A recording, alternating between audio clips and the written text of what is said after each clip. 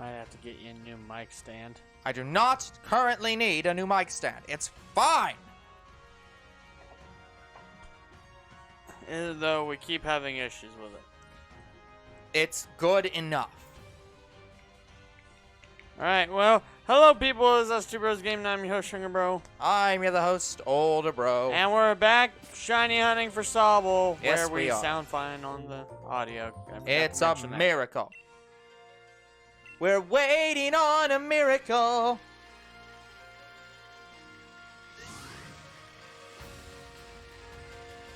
Yeah, guys, I don't see any reason I shouldn't say this, but the channel anniversary is coming up very soon. That is true. It is. So we hope you enjoy what we have planned for it. That's true. Yeah, I mean, it's just like...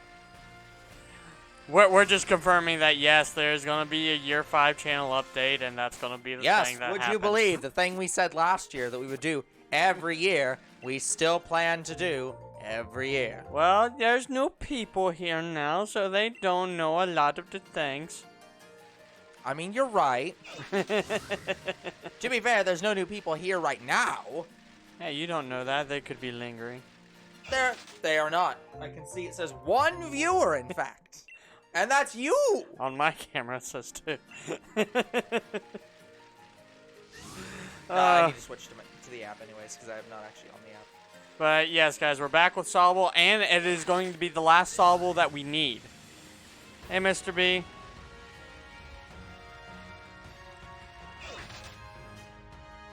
What's fornicate? Well, Mr. B, since I do purport to be and am in fact straight, I think that answers your question. What's fornicate mean? Mr. B, you're saying words that are too big for Younger Bro's limited vocabulary.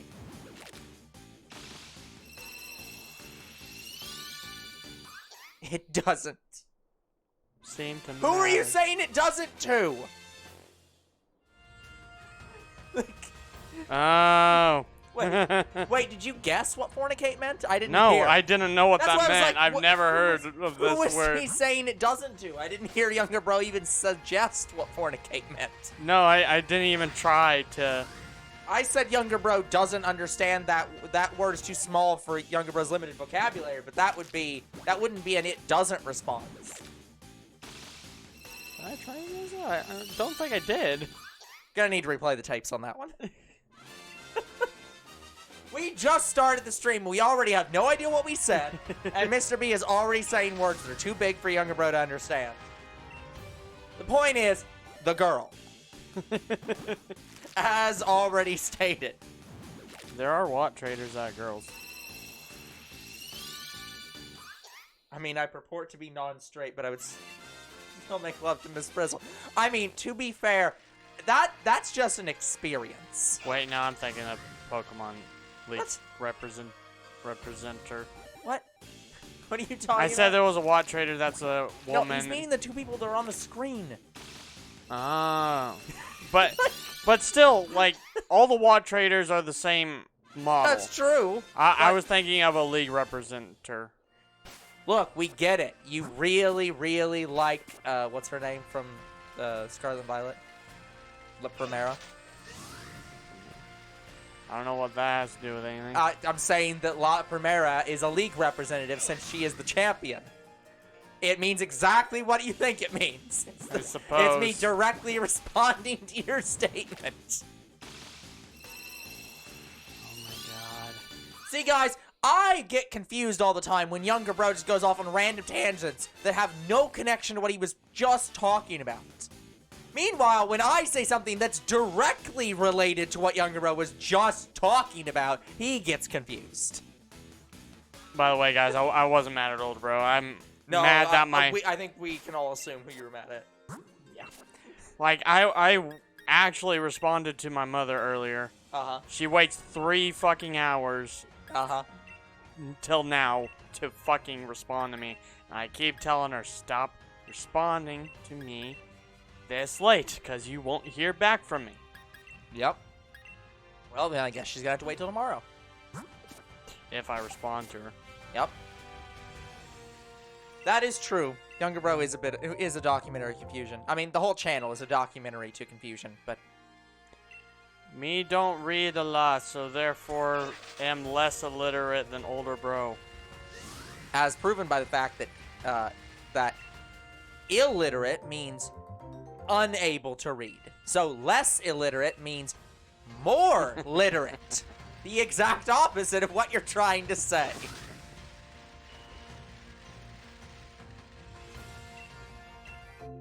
Anyway, it shows in our visual novel playthroughs. Really does. Although, you have gotten much better through reading Katawa Shoujo. You're actually able to process larger words. You're now actually struggling with some smaller words because your brain is too busy processing the larger words. Yeah, sometimes it's me getting tired, and sometimes it's me just, like, fucking up, like my mind goes elsewhere. Fucking up over and over again.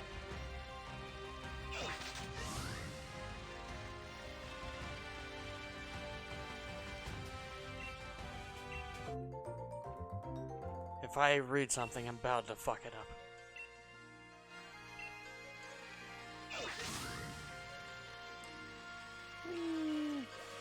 Yeah, hopefully my reading and writing will get better.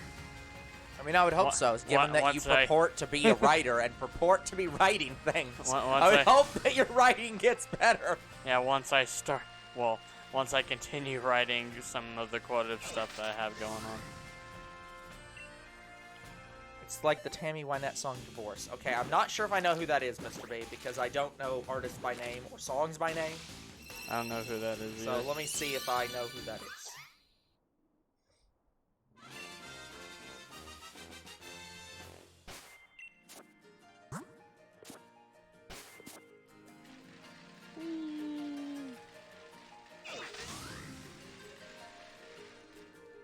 I mean, she's a country star, so I might know her, but this song seems like it's very old, so I'm gonna guess I don't.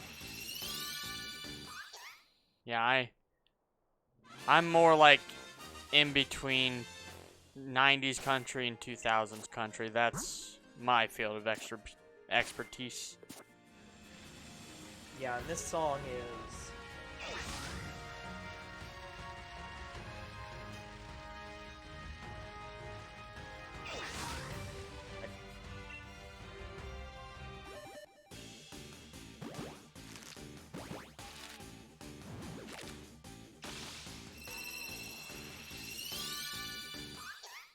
Discography. 68. Is that a typo or another word I don't know? Obfuscate? Yeah, obfuscate. Okay, you know how you get you know how Natsuki constantly gets pissed off at big words? And she doesn't like them because she feels they hide the meaning of, like, the obvious meaning to everyone, and they're just there to make things look big and important. That's literally the definition of obfuscate. Okay. It literally means to make hidden. Yeah, so it's Natsuki literally is pissed off about this concept. Okay. That was me being upset at you. I'm know. laughing at the humor of the situation. Because Mr. B keeps using big words that I don't know. No, because we're literally, playing Doki Doki Literature Club, GDLC. and this is Natsuki's brand of not liking things that obfuscate the meaning.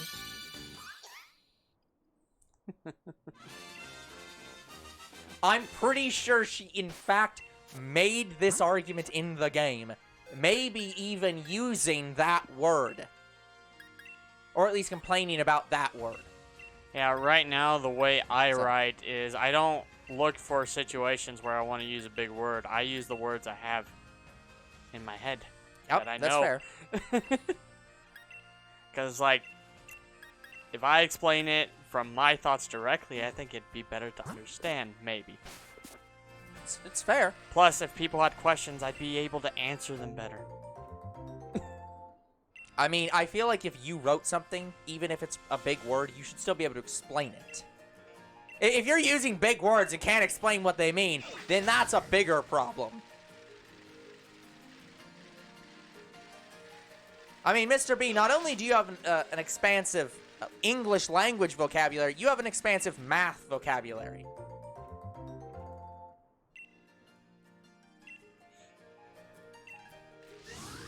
Like, if you run out of English words, you'll start breaking out the Greek letters.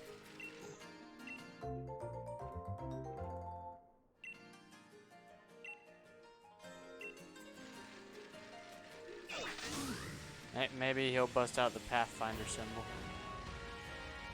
The what? That's a Greek symbol. Pathfinder symbol.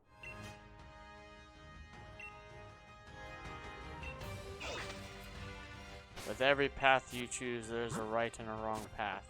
I don't remember the rest of the phrasing, but that's the start of it. Hold on. Say that again. Pathfinder symbol. No, with the thing you said afterward. For every path you choose, there's a right and a wrong path. And I don't remember the rest of the phrase because I can't find it. For every path you choose,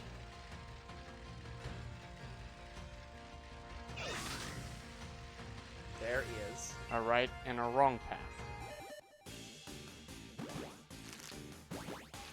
I feel like caveat is not... I mean, I guess 8th grade, you might not be able to use caveat and everyone know what that means, but like...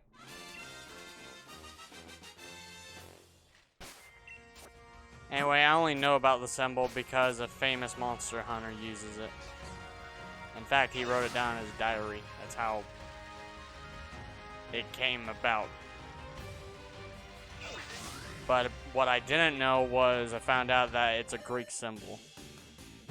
But I don't know. Yeah, no, that's not... Let's say it this way.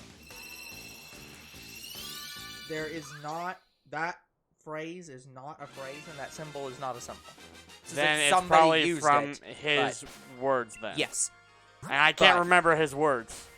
Like, he said it in such a great way, but I didn't know if that was a phrase he found or if that was just his wisdom. Yes. I think he made it up because that symbol does not exist. Or at least that as the name of the symbol does not exist and does not associate with any symbol. So it's like he might have made up that symbol, or there might be a symbol that doesn't have that name. I googled it. The Pathfinder symbol does exist. I literally just googled Pathfinder symbol, and I can tell you nothing Greek showed up.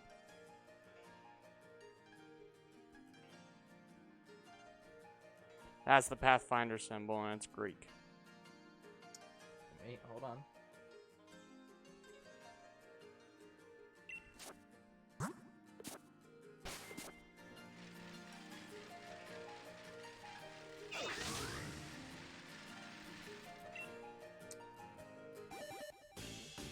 It's Viking.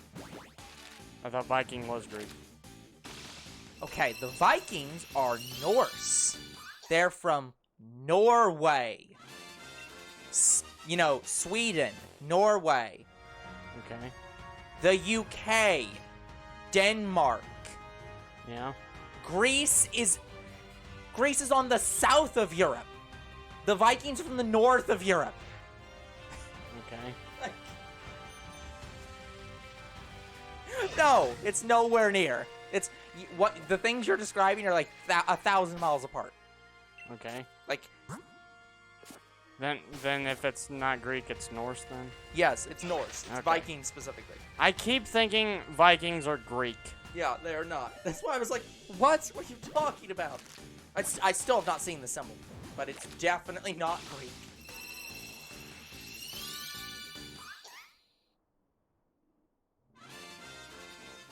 My mom. Who, Mr. B? I had to make a regular Oh yeah, show Leif joke. Erikson, the person who actually discovered America. I had to make a regular show reference. Yeah, Mr. B. I feel like if... I'm trying to think of another way to say caveat. That's like, now I guess the issue with that. Or...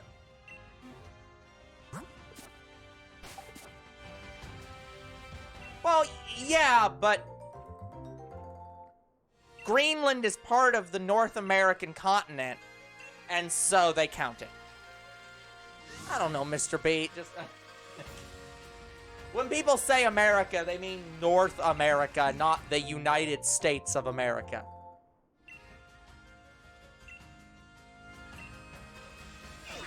At least in that context.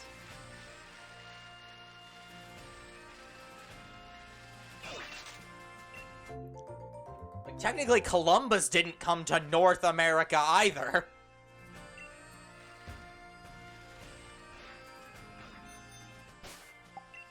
Like, he went to, at best, the Caribbean. Which I guess you could argue is North or South America. Yeah. I associate Greenland with Europe. Yeah, but it's really nowhere near. Like...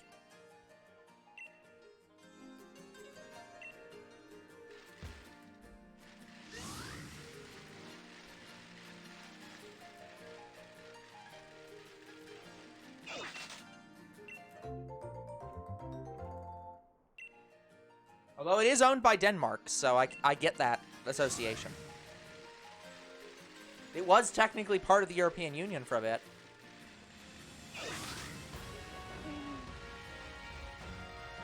But actually, I guess it's still covered by... I don't know. It's weird. Because, like, Denmark is still... Denmark and the UK still technically defend it, and I think that we do too, but it's like... It's not technically part of the EU. It's weird. But yeah, it is definitely part of the North American continent.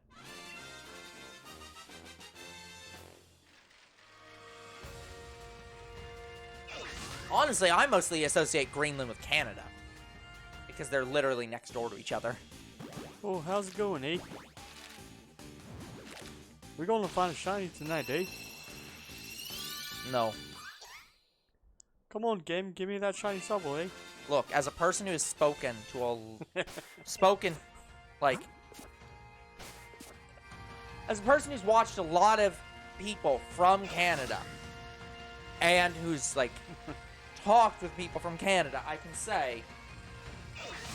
The accent is not really a thing. I mean, it exists, people do it. Hello! Maine. Manectric. Manectric. The Pokemon. Manectric C.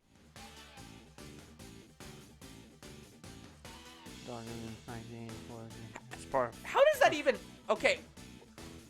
Okay, I haven't looked at the map of 1984, Mr. B, but Oceania is a real place. What the hell? Like, Oceania is in... Pay attention. Yeah, it just has a little... It has a little... Is that the TV or the game? That is the TV. But, like, Oceania is, like... Isn't Oceania out near Australia? Like... Yeah, guys, for whatever reason, we're seeing, like, a line on the TV every time we close and open. How the heck is Greenland part of Oceania?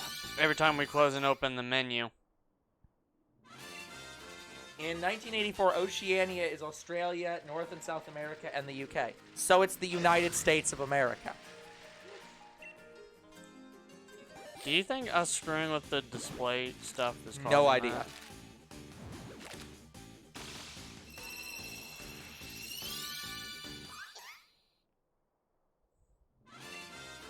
So weird. Yeah, it wouldn't surprise me, though. Guess your TV might be getting old if it's not. I mean, to be fair, Mr. B, like, we have offered on multiple occasions and not, like, to, like, buy Greenland. So, that could still happen.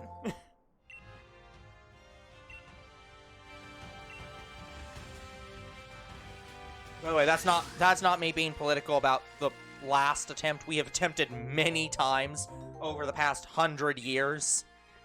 This is not a new thing. Keep your mini politics out of my streets. I'm not talking about it politically. I'm just mentioning that it happened.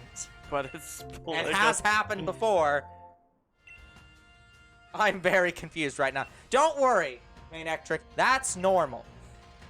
Olero and Mr. B are in map conversations and Yep. U.S. history conversations. Yep. Basically, younger bro is doing Shiny Hunt right now, and I'm talking about anything else. And that's about all you need to know. Yeah, I'm searching for my last Shiny Sobble. One more. He's also searching for himself. I'm out there somewhere. Yeah. I know I'll He's find on him the one road day. to self-discovery. Man. I am the road to self-discovery. I mean, Mr. B, I should feel insulted by that statement. However, these are podcasts, and they are meant to be talking to the audience. So, yes, I completely agree. These seems like actual content. Well, it is a shiny hunt. Sorry if it takes forever to get the shinies. Yeah, Blame the and again, it's Pokemon like- Company. yeah. Again, it's like, it's not even that surprising. Like, again, we wrote down all of the different series we have and listed them as being like, these are our video game content, and these are our non-video game content. And we even put shiny hunts on the non-video game content side. So very clearly, we don't consider this to be a video game. Nope, we just shiny hunt while having podcasts. That's basically what this is. Yep. By the way, guys, apparently YouTube just added a feature where you can do podcasts. And I'm very interested in seeing how that works. The plot ends when we get all the shinies we need in the game. I need to go back to asking that question of, do YouTube podcasts have videos? We make our own plot.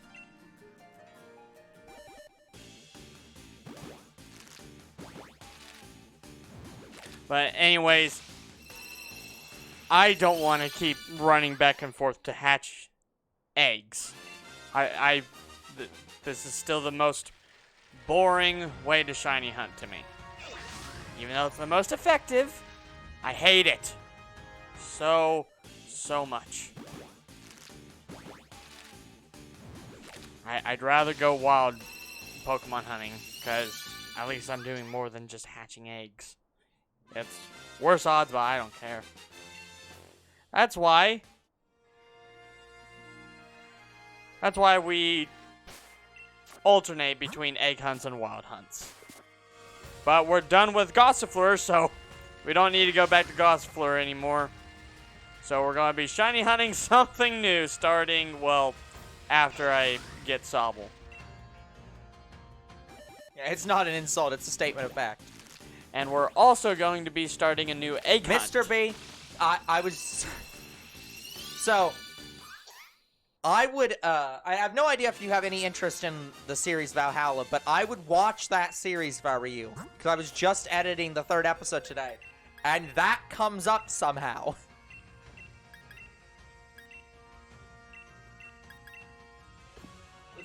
I'm insulting the building, not you. Oh, that was so good. It's so good. But yeah, it's just like, I'm stating a fact. I'm not insulting you. I'm insulting the building. Oh, so good. Yeah, guys, one of these days we'll get to the newer games and shiny hunting those. Just as soon as I get the shiny Charm Scarlet and Violet, which will be as soon as Pokemon Home's available in Scarlet and Violet.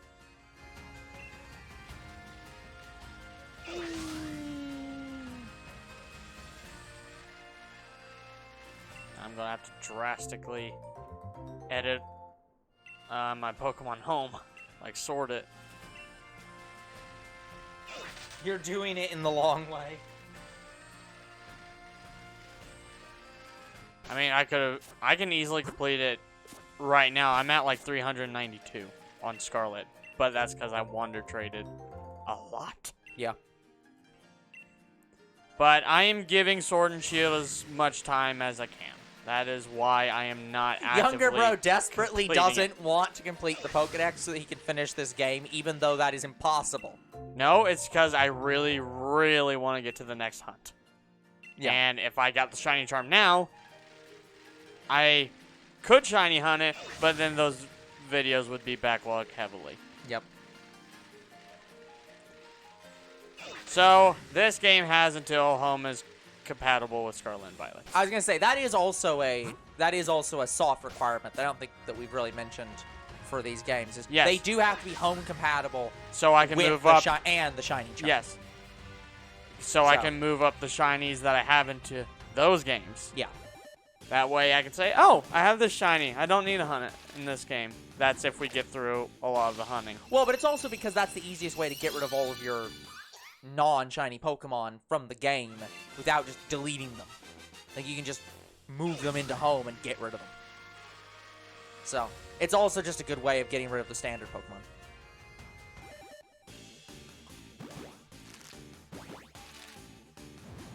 Yep. Pretty much all the extra normal Pokemon I'm catching from now on, I might not keep them. Yeah. They're either going to be Wonder Traded or I might just delete them. Because they take up way too much space, even in home. Well, yeah. I'm just saying that I know that you'll sometimes play the other game and get the like one of the other starters in that game. So it's like it's a good way for you to be able to get rid of that starter without deleting it or like having to Wonder Trade for it later. Yeah. But as it stands right now, I think I am only missing just a few Pokemon, and that's the the Violet exclusives. I already have them in Violet, so as soon as I trade them over, Shiny Charm. Yep. That reminds me, I should get back to trying to complete the Pokédex in that game. But yeah, I could have it by tomorrow if I wanted. Yep.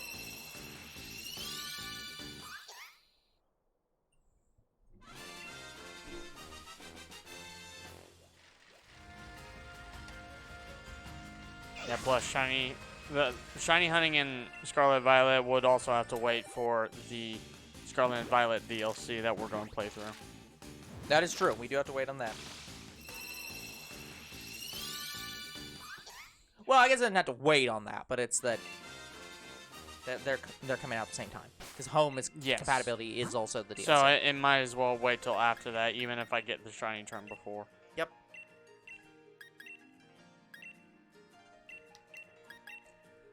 So Scarlet and Violet continuation coming back.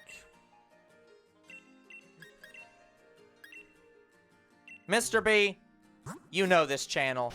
Asking if something's a stupid question is itself a stupid question. There are no stupid questions except that one. But what is your you're probably not a stupid question.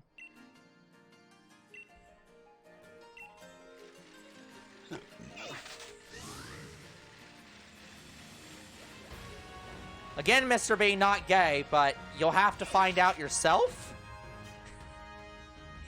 Well, I suppose I'd be Blueberry and you'd be Cherry. Are you hitting on us, Mr. B?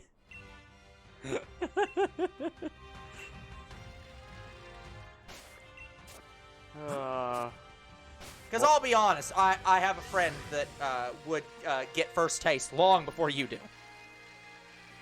I wasn't implying sexual. You weren't not implying sexual either, though. I was talking in the Hannibal Lecter kind of way. I mean, Mario steps on us all the time, so we probably taste like shoes. I wouldn't recommend trying. I haven't even watched Hannibal. But Just, I know what it is. I was gonna say, it's not that hard to figure out from context. A lot of shows reference it. Yeah. Like, that's another show. It's another movie I want to watch. Just haven't had the time. It's fucked up. I know it's fucked up. Hello, Clarice. Yeah. Oh, what's the song?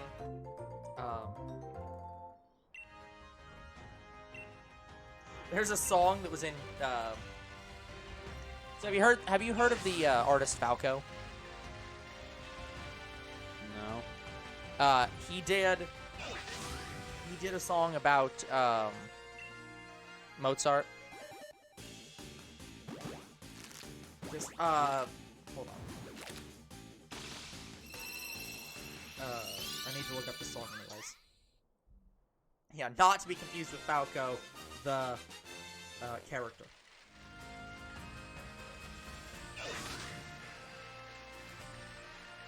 Yeah.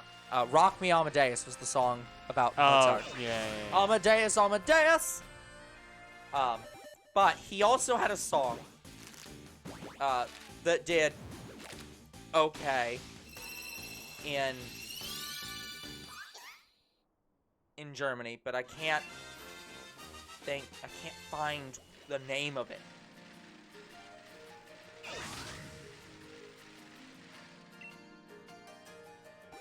Dun, dun, dun, dun, dun. Yeah, this song went to #1 in many locations, just not the US, and there was a big reason why. Because the song was Genie. Genie. Spelled Jeanny. Okay. It's a serial killer anthem. As in, it's literally about hunting down and killing a woman. That song should have been played over one of these movies. He then also went back and did it again. Because there's another song that is literally called, like, Genie Part 2. Oh, Jesus Christ. Yeah, where... My God, Falco, you were Jack the Ripper. Yeah, hold on, I need to look up the lyrics for this song because...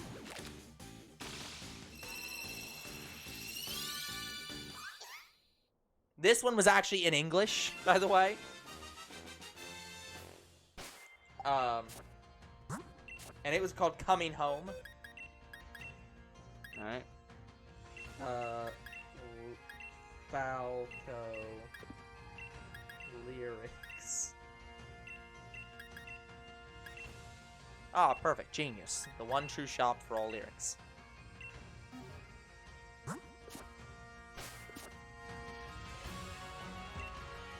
Yeah, so the song literally has, like, the song's chorus, so it is partially in German, but the song's chorus is literally like, I'm coming home, let me show you who I am. I would give anything just to see you again, coming home. I would give anything to see Genie again. And again, this is a sequel to the violent serial killer anthem. It's literally about hunting this woman down.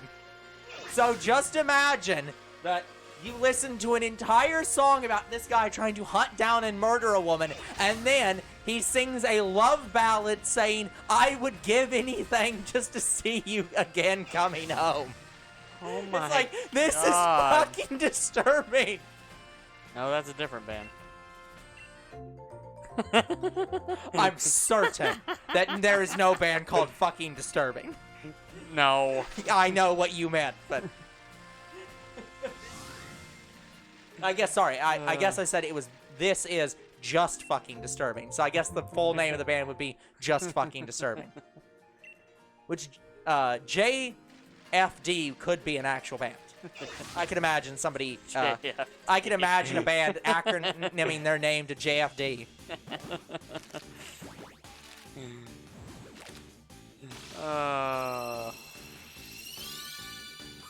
I would give anything just to see you again coming home.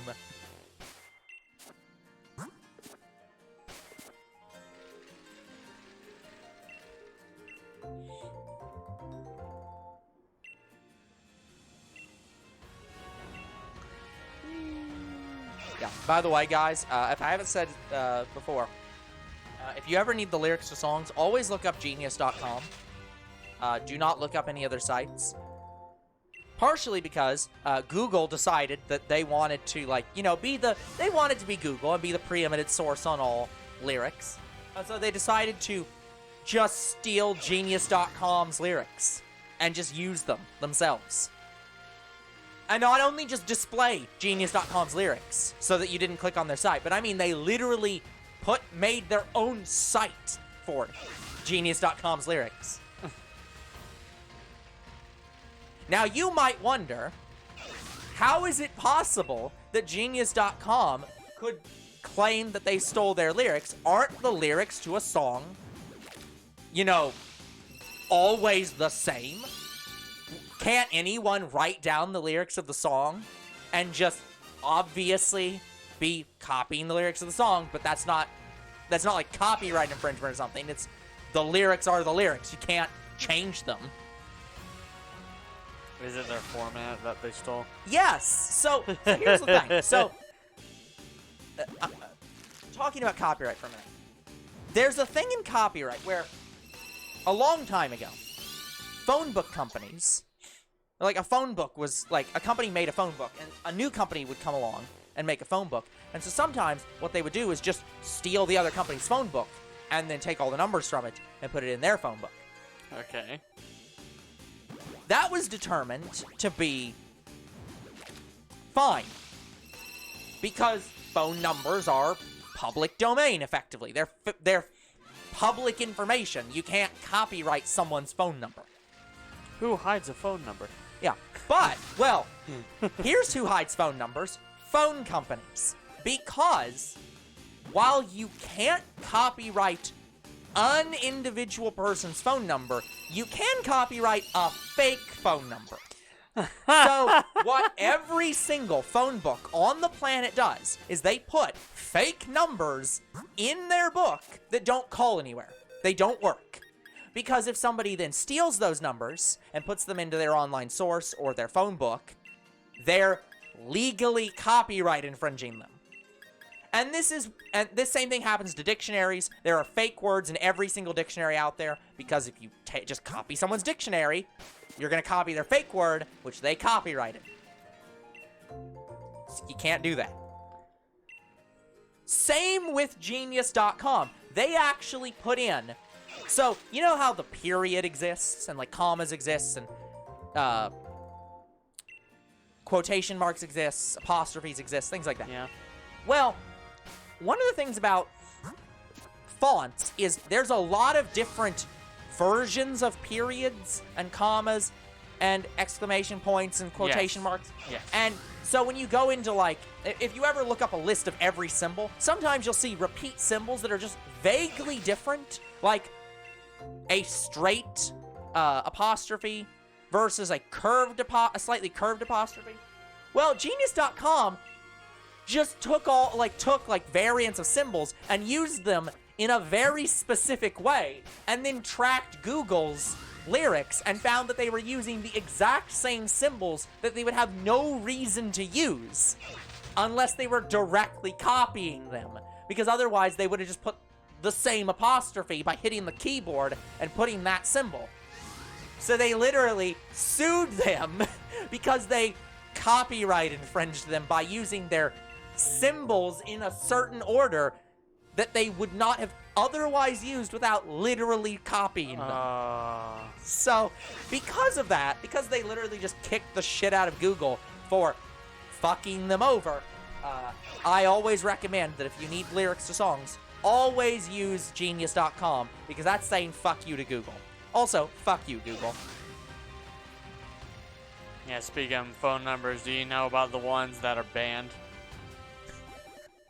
Okay, I'm gonna need some more context. Specifically, these phone numbers.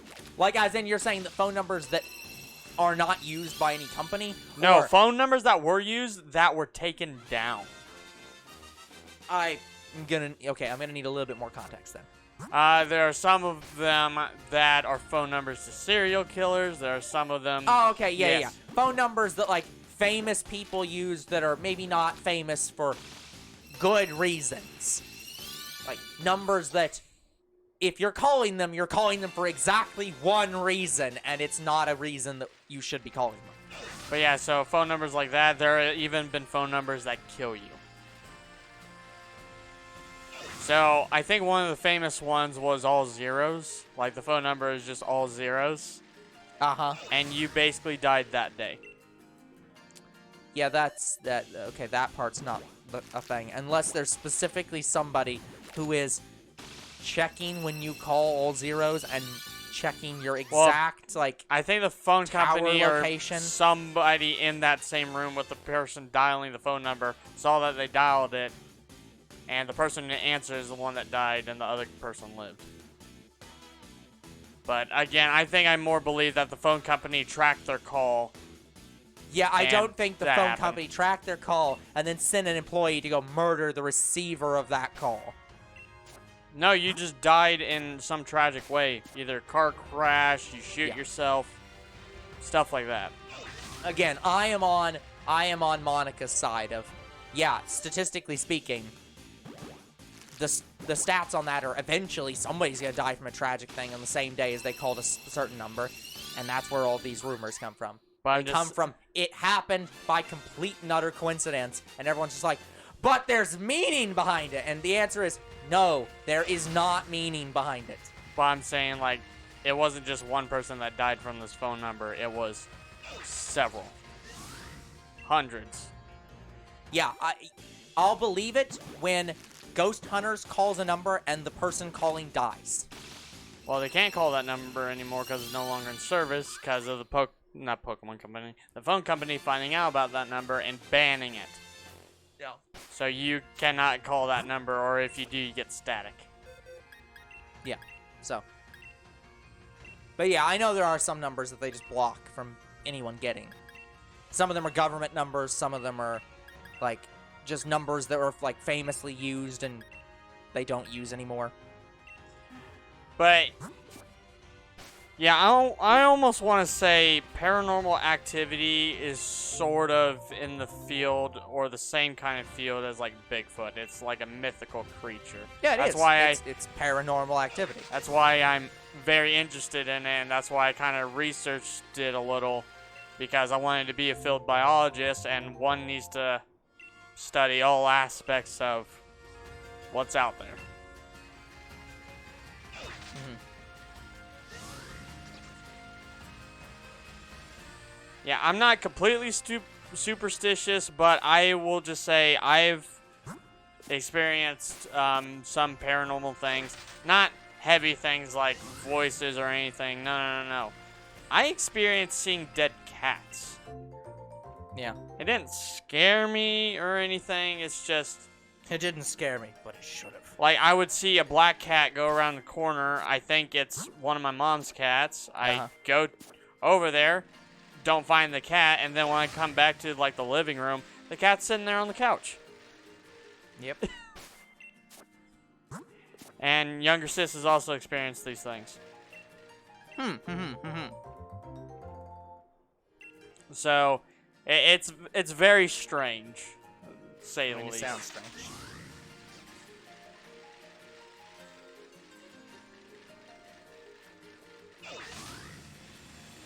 But yeah, with things like Bigfoot and such like that, I'll believe it when I see it. Yeah. But I am just fascinated by all these stories because these stories are basically hunter's tales. Yeah. And it's part of nature, technically. So, yeah, I'm interested in it. I wish there was a monster catching game, but the only one I know that exists is, I think it's a Finding Bigfoot game, and it's not very good. It's not based off of the Animal Planet show. It is just like a $2 like Finding Bigfoot game, and it sucks. I know this isn't what Younger Bro means, but I just have to laugh at his statement of, I'd love it if there was a monster catching game. Yes, a monster catching game. Like, something like, I don't know, something where you catch colorful creatures. Almost like Pocket Monsters. The thing that the Mon stands for in Pokemon. Real monsters. Yeah. I know. I'm just laughing at the fact that it's just like, you're playing one now. Yeah. Well, you gotta remember, a lot of Pokemon are based on Japanese mythology and mythical creatures, so you sort of are catching Pokemon. Like, that's But it's not the same. Yeah, that's literally what Dunsparce is. It's supposed to be a Tsukinoko, which is a mythological creature. Lotad, Lombre, and Ludicolo are based on Kappa. But yeah, I'm saying, like, you're on an expedition team. You go out in the woods, and you go literally hunt Bigfoot, either by killing it or trapping it. Yeah, I think you're just going to get most of the ghost hunting games. I think closest I'm getting is Resident Evil. Yeah. The hell is the run? There is a run button in Pokemon, right? A what? In Scarlet and Violet, there is a run button, right? Yeah. Which button is it? I keep pressing all of them. I think it's down on the control stick. What? It's like Arceus. What? I'm moving with this controller. How the hell would I press a button down here to run?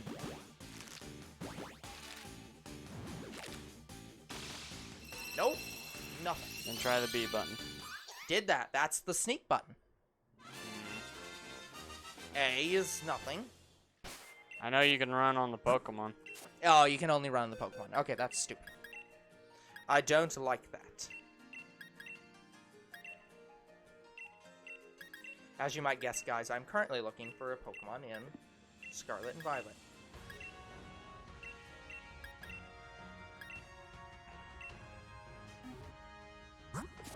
Your character can't run, only Koraidon. Yeah. Thanks, Mr. B.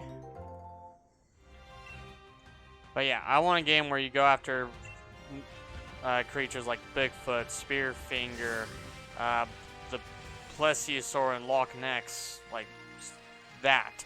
That's what I'm wanting. Uh-huh.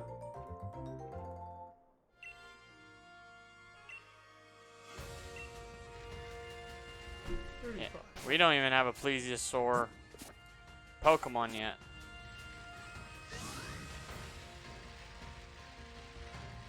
Lapras. I may have fossil Pokemon.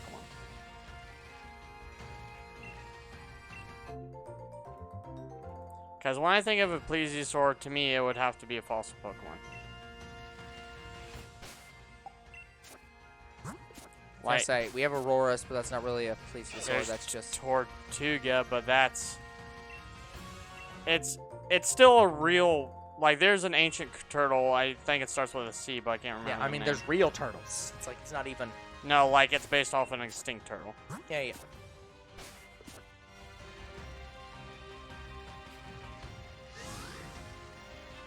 But yeah, like Lapis is probably the closest, but I'm imagining a Plesiosaur with not a shell on its back.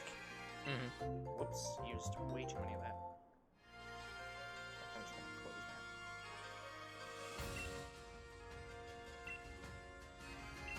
that. I don't know if I saved the catch. I'm sure. I probably auto saved.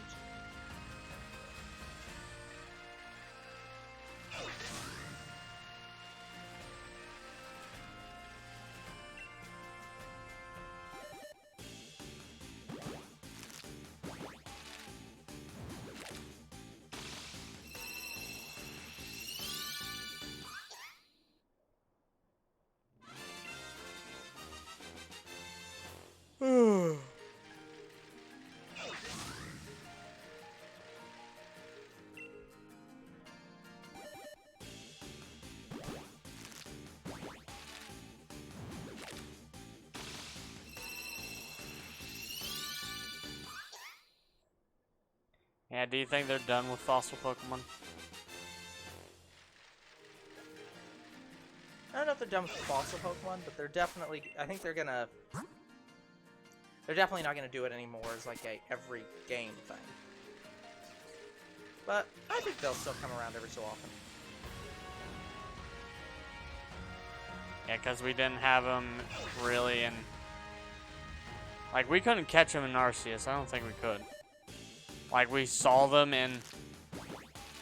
No, remember, like, we rock. looked this up. Every single Pokemon from Diamond and Pearl is in there, including the fossil Pokemon. Or maybe no, maybe it was just the false Pokemon that weren't in there. There was like about to say I've been playing Arceus for hours. I have not seen one. Yeah, it's either just the false. I think you're right. It's just the false Pokemon that aren't in there, and otherwise everything else is. Yeah, and Scarlet Violet didn't have any. No. Well, they might be adding them actually. I guess they could, but unlikely. It depends on what they do with their DLC. To be fair, they did their whole future and past Pokemon thing, which kind of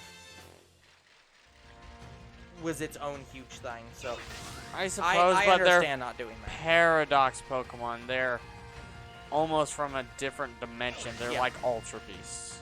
No, I wouldn't say that. I mean, they're literally supposed to be past Pokemon. So those are, like, the Paradox Pokemon from Scarlet literally are the fossil Pokemon without ever being fossilized. Yeah, because they just actually evolved over time and became different Pokemon. Yeah, exactly. So it's like, those already basically are fossils. I'm wondering why they didn't do Paradox Pokemon for, like, Aerodactyl. Because that would cause people to actually, like, it would cause too much excitement. Everyone would be too happy at that concept. I just want Dr. Diggins to show up and say, yeah, I built a time machine. You want to go back in time and catch past Pokemon? Look, we already sort of did that in Arceus. Well, I was going to say, they already showed the problems with that in Arceus. I don't think that's going to happen. Now, I would love to see a side game where you play as that robot professor. Like, where you go, like, I mean, I guess that's technically what Arceus was. But Arceus didn't go so far back to where it was Shieldon and Cranidos. No, it wasn't quite that far back. But it did have Pokemon that didn't exist. So, it was in that direction. Yeah, I would like to play as a character who goes back in time and only catches fossil Pokemon. And we get to see even more, like, new fossil Pokemon. Welcome to Fossil Pokemon Park.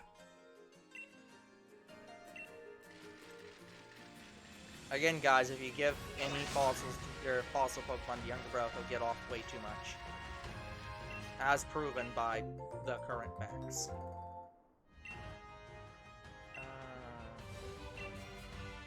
Can't remember what I was looking up in this area. I'm sad now.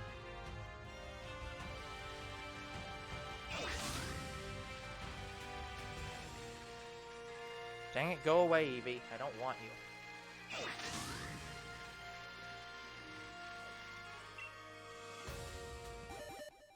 We also didn't get a new Eevee evolution this gen. Very disappointing. I think the last new one was Sylveon, right? Yep. We've sort of had forms, like we've had Gigantamax Eevee, we've had Alpha Eevee. Doesn't count. There's no Paradox Eevee, there's no new Eevees. Disappointing. And you can't even argue that it's because... you can't even argue that Eevee is only a special Pokemon and all the physical types aren't allowed to be Eevee evolutions because Dragon's a special Pokemon and we still haven't had a Dragon Eevee evolution. So at minimum, there is one more Eevee evolution that needs to be added. I still prefer the idea that it should be able to evolve into any type, which means we need every Eevee evolution. I think we have a better chance of getting a different form Eevee, and that evolves into maybe a separate Eevee evolution. And it can only evolve into that evolution. You see the universe where Eevee's genetics aren't unstable?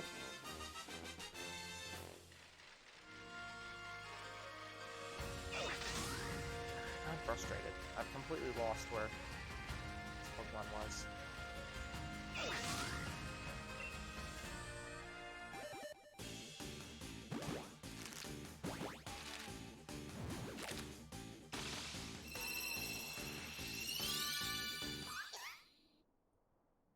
It's here. Oh, there it is. Well, okay. Hello, Fletchender. Oh, good. A little bit better. found any shinies yet? No, I haven't been looking though. I'm trying to go for the Pokedex, not shinies. I just need a talent plane.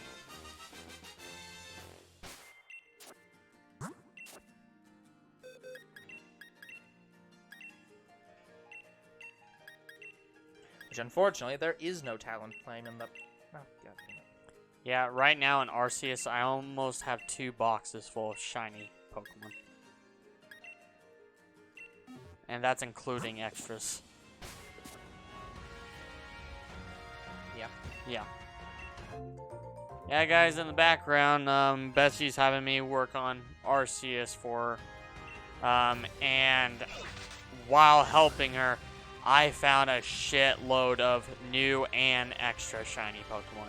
And I still am. Wow. So I'm probably going to get like another 4 boxes worth before I'm done.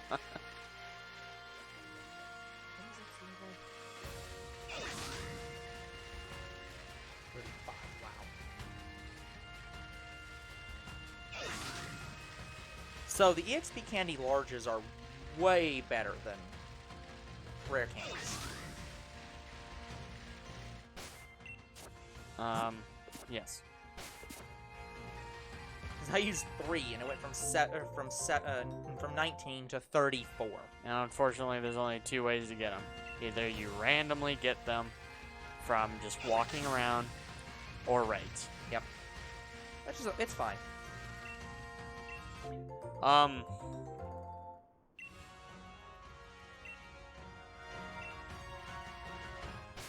was gonna say something that had to do with candy. Ooh, piece of candy.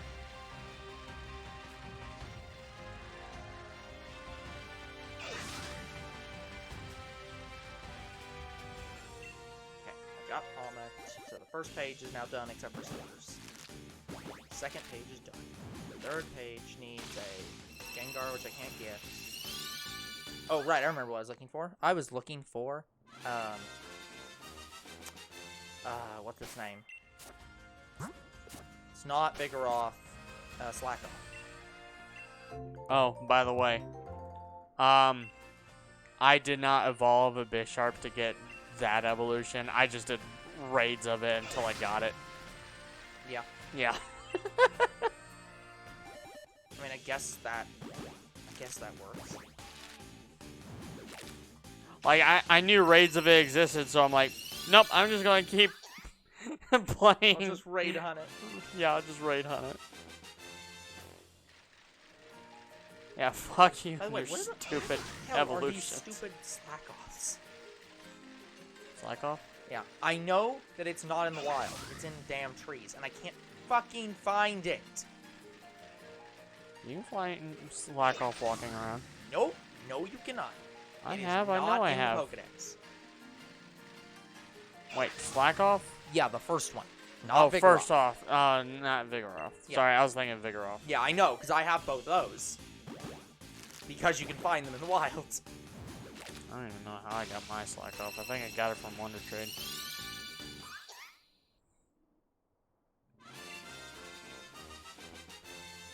Oh, that's going to be fun. Yeah, guys, I might add a third thing we do for shiny hunting, and that's Wonder Trading. Yeah, so Wonder spends Trade till its we time get a up shiny. in trees and then rarely seen. It's like, you don't fucking say.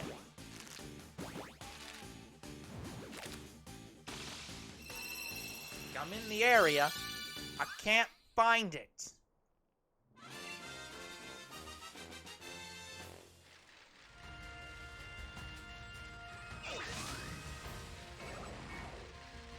I have to check something real quick.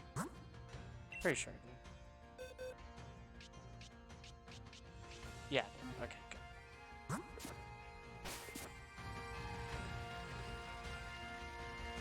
The only thing that sucks is there aren't even that many trees in this area.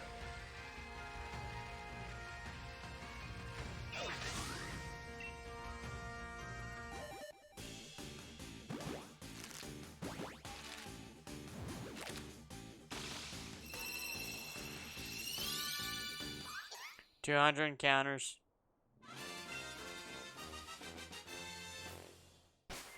I'm not, yeah, but I'm pretty sure you have to run into the trees. Or at the very least, I have, like, because I've also been looking in the trees. I don't see any of them with this dang thing in it. It's like, I have no idea where you are.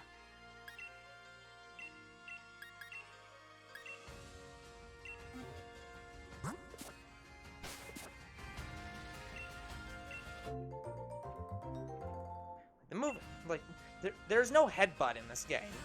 It's not like the old games where you just go up to the tree and it's just like, this tree looks like it can be headbutted. At least in Arceus, you saw shaking trees, which had Pokemon in it. I liked that. Yeah, it was nice. I kind of wish Scarlet and Violet was more like Arceus.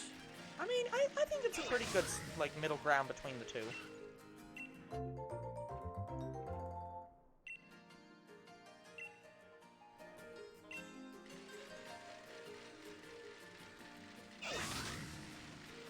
Like, you don't really have a separate thing to where you can just chuck a Pokeball at a Pokemon and catch it. You have to encounter it to catch it. That's true. Which, sucks. Especially when I found one shiny Pokemon that flew over my head. And I was worried it was going to despawn. I had to learn how to target with the Pokeball, and I still don't really know how to do it.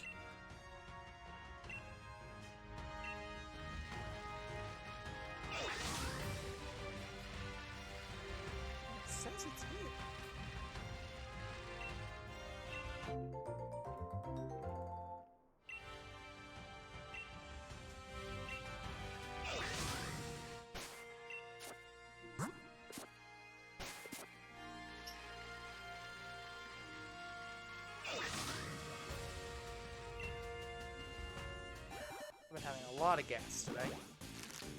Yeah, McDonald's do that to you. Yeah.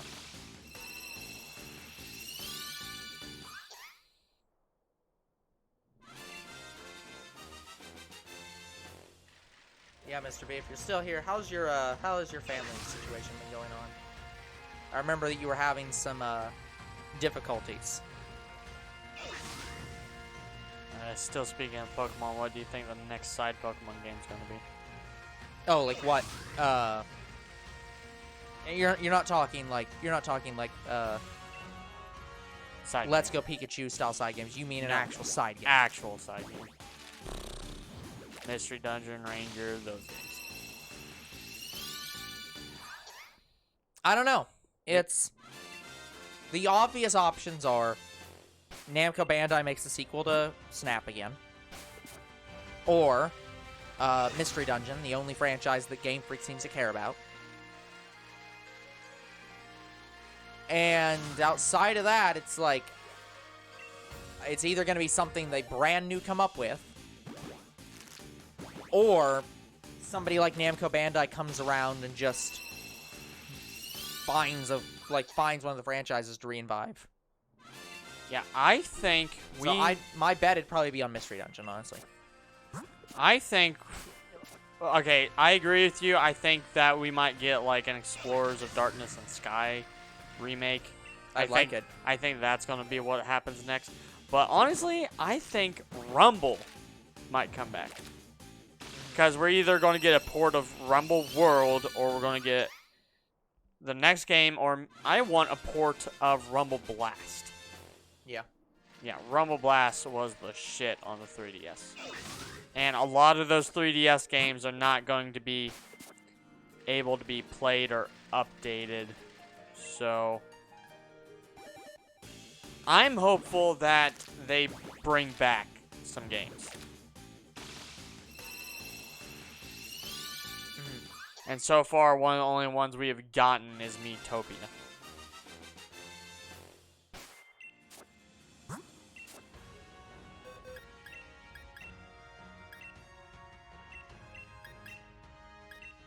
And I guess another one would have been Dragon Ball Heroes. Not Dragon Ball Superhero, not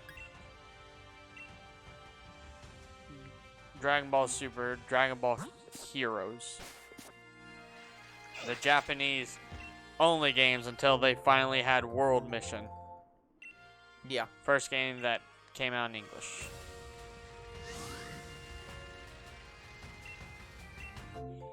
Oh, by the way, there is actually some more Dragon Ball news. They're making a new game. Like, completely new. Sort of. It's another card-style Dragon Ball game, but it is not a Dragon Ball card game. It's either a sequel to it or something similar to it. Except it's not just cards, it's going to be cards with 3D models on the battlefield. So it's kind of a mix between Dragon Ball, the card game, and Dragon Ball Heroes. It's really weird. I don't know if I'll get it. I don't know. Their last Dragon Ball like game I wasn't really interested in, which was Breakers. I'm still not interested in it. That's fair. One of the big Dragon Ball YouTubers I watch, his name's Slow Plays, and he's like, yeah, that game is probably dead. I'd expect so. But he also made a good point that even though a lot of people are not playing that anymore, it still has enough people playing it to where it's still alive. That's why they're adding new content to it. Yep. It's a situation where it's like, technically, this doesn't appeal to many people, or to a lot of people, but it does appeal to enough people. I just don't like Dragon Ball as a battle royale. I did not need Dragon Ball as a battle royale. Yep. But you gotta understand, a shit ton of people love battle royales. I'm one of those people. I like battle royale games as well. I just didn't want Dragon Ball to be one. Well, I get that, but I'm saying, I think you're looking at it in the wrong direction. You're like, well, I don't think that Dragon Ball would make a good battle royale, but the developers of these games don't give a shit about that. I know, they want to try to make money. No, I mean, it's not even that. They're not looking at it as... They're not looking at it as a situation of, oh, well, we think this franchise would be a good battle royale game. They're looking at it as, hey, battle royale games are super popular right now, so we want to make a battle royale game. And we also know that a lot of people love games where it's themed after a franchise you like.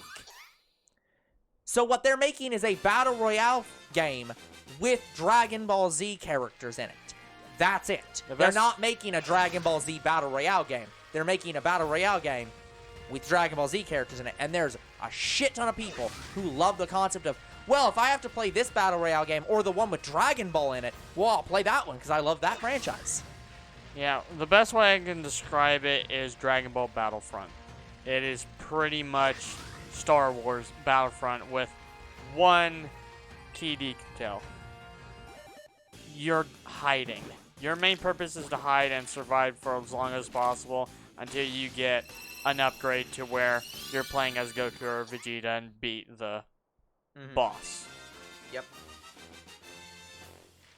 Yeah, I feel like that's how you have to look at it, just to understand these games. It's like, yeah, they're not meant to be, they're not meant to make sense with the franchise. They're meant to be games that would interest people because of the franchise.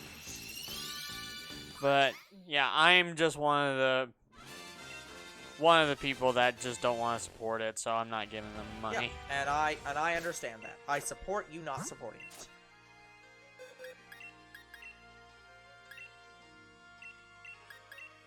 And this is coming from a guy who loves Battle Royale games. Yep.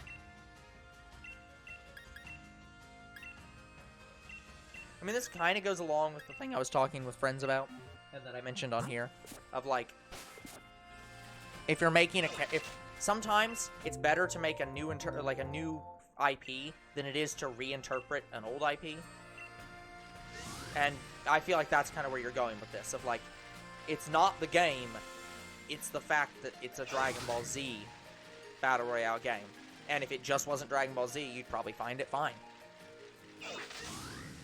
Like, it really is just the fact that it's a Dragon Ball Z game, and it just doesn't need to be one. Yeah. So, I can get that.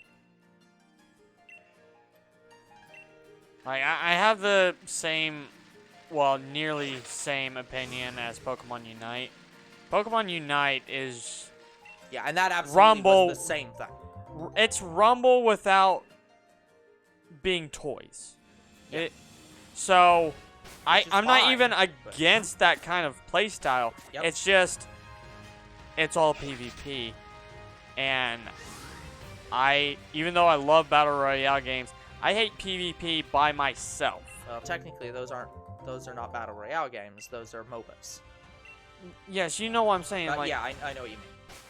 Like, yeah, I am not going to play it without enough friends playing with me. Yep. My friends have actually been interested in it and like tried to get me to play it, and I'm just like, I'm not really interested in this kind of game. I don't really go for MOBAs. So far, I only have one friend who would even consider playing it with me, because she wants to play it with me. Yeah. Like, she came to me about it. Like, I asked her for some video game suggestions, and she brought Unite up. Yeah. So, guys, I'm not against playing Pokemon Unite. But Dragon Ball as a Battle Royale is just a no-go for me. I'm just so used to it being a fighter-style game that I just don't want it to be anything else.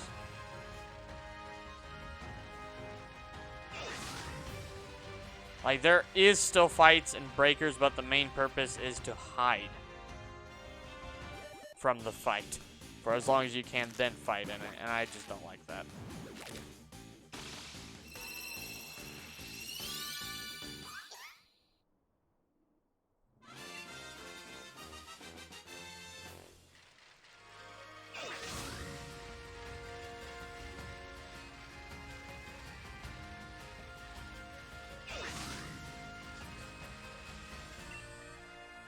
But yeah, do you think they'll revive Rumble? They've already had 3 games. I don't think so. There's no way for you to know what currently is the raids on the map, right? Without actually physically walking. You have to physically walk to them. Yeah, that's what I thought you were gonna say. I know, I hate it too. I'm just like, I just want to know if I'm wasting my damn time. It's the same in Sword and Shield, but at least Sword and Shield, you are limited to one area. Technically 3, but yes. Like, it's a large area, sure, but it's not half or all of the damn map. Game. Yeah. To me, if you want to do raids, you gotta just go to the Terra Raid online thing and just keep recycling until you get the raid that you want and try to join it. And if you fail, you recycle again. It sucks.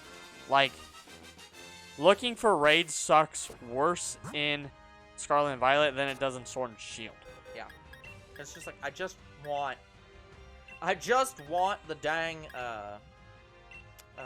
slack off, and finding it in the overworld seems to be ludicrously unlikely. I don't even know if you can find slack off in a raid battle. I've seen. I looked it up, so I know you can. It is in the overworld or in raids. Sorry, it's a very rare in the overworld or in raids.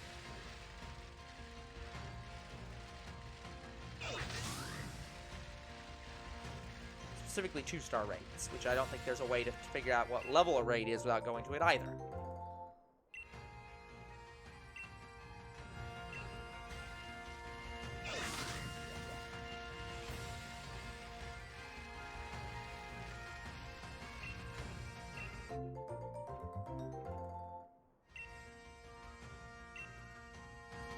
Oh, by the way, I did discover something about Scarlet and Violet. Yeah. So you remember how I was telling you that there was only one Iron Valiant, the Gardevoir Paradox Pokemon? That's not true. There are several that spawn in that cave. That's just a rare spawn. Yeah. That's expected. So I remember saying that, hey, you can only find one of these. No, there are several. But there's basically never more than one at a time.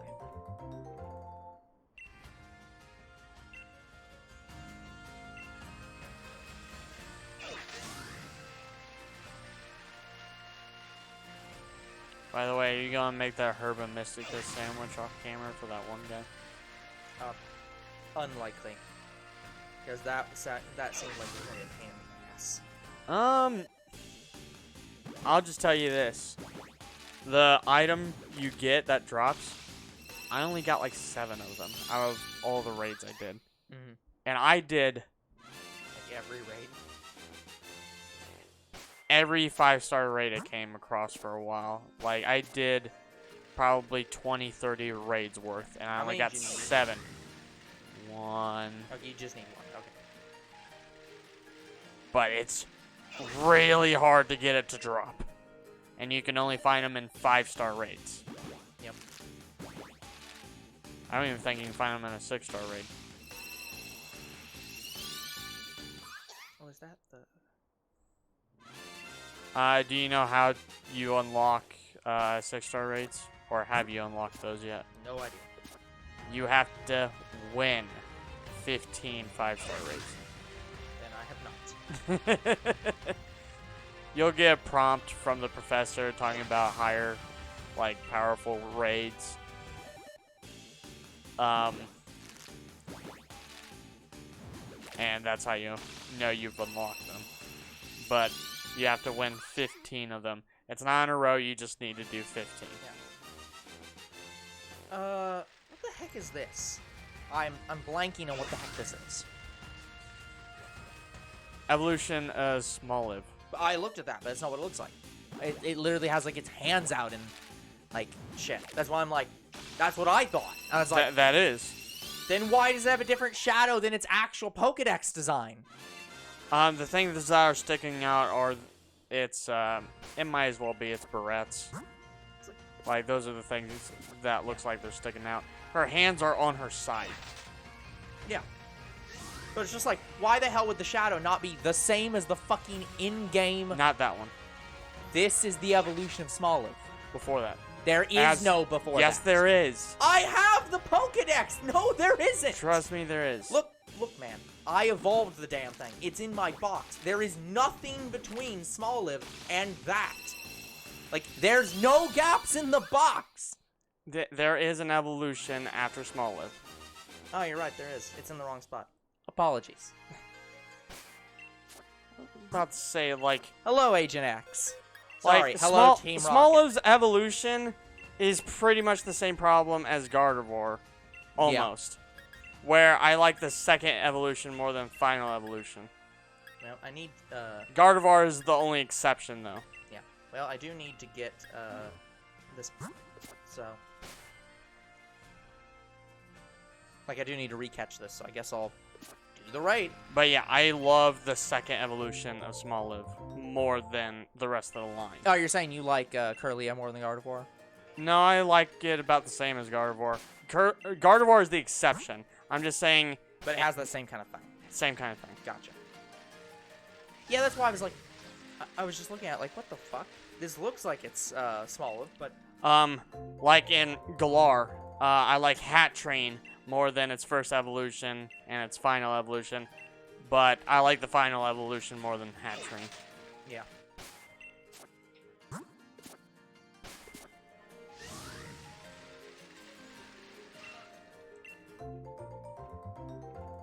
I'm trying to think of what other ones in other gens.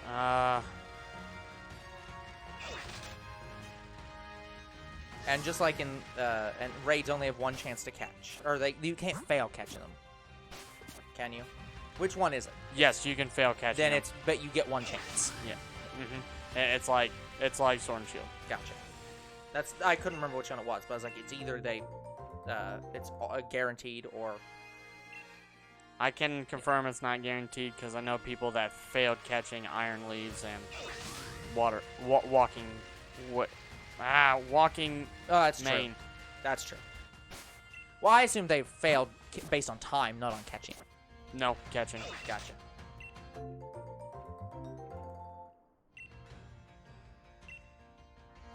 I mean, I definitely have failed on time as well, but no, it's not 100% catch rate. Okay. You're just more likely to catch it than it flee. Okay, I've now fixed my broken bones. Oh yeah, that's why, because I had Stene and was missing. Yeah. Okay, that makes sense. Yeah, I was going crazy.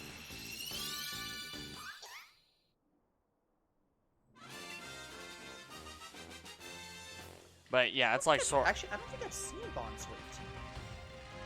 Anyway, it's like Sword and Shield. Yeah. Yeah.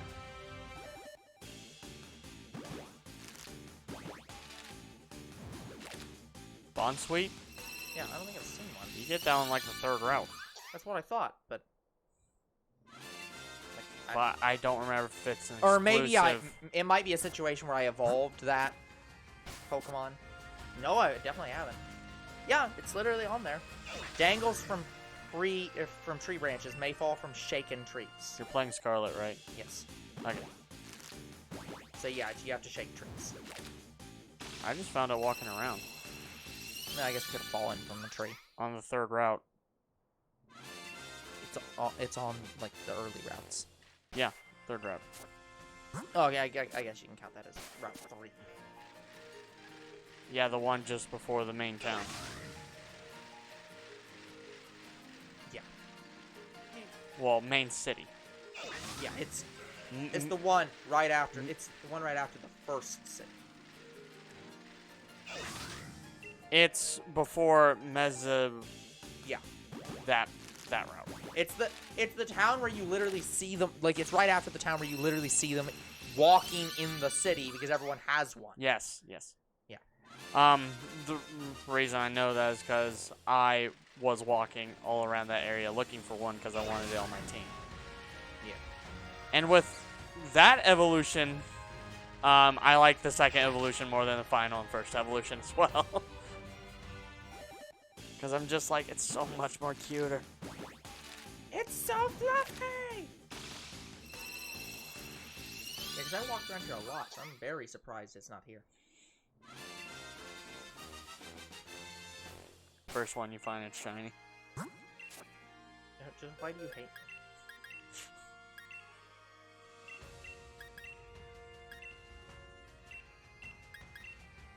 I've yet to get a shiny Bond Sweet. I really want one.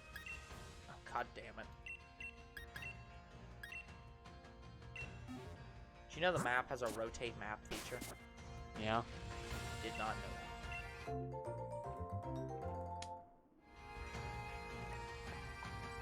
You used it during our playthrough. Didn't know that. Yeah, you can freely view the map in any which direction. Yep, didn't know that. Though I think it makes it harder to navigate the map. Definitely harder than Sword and Shield. And it is. Found it in the tree.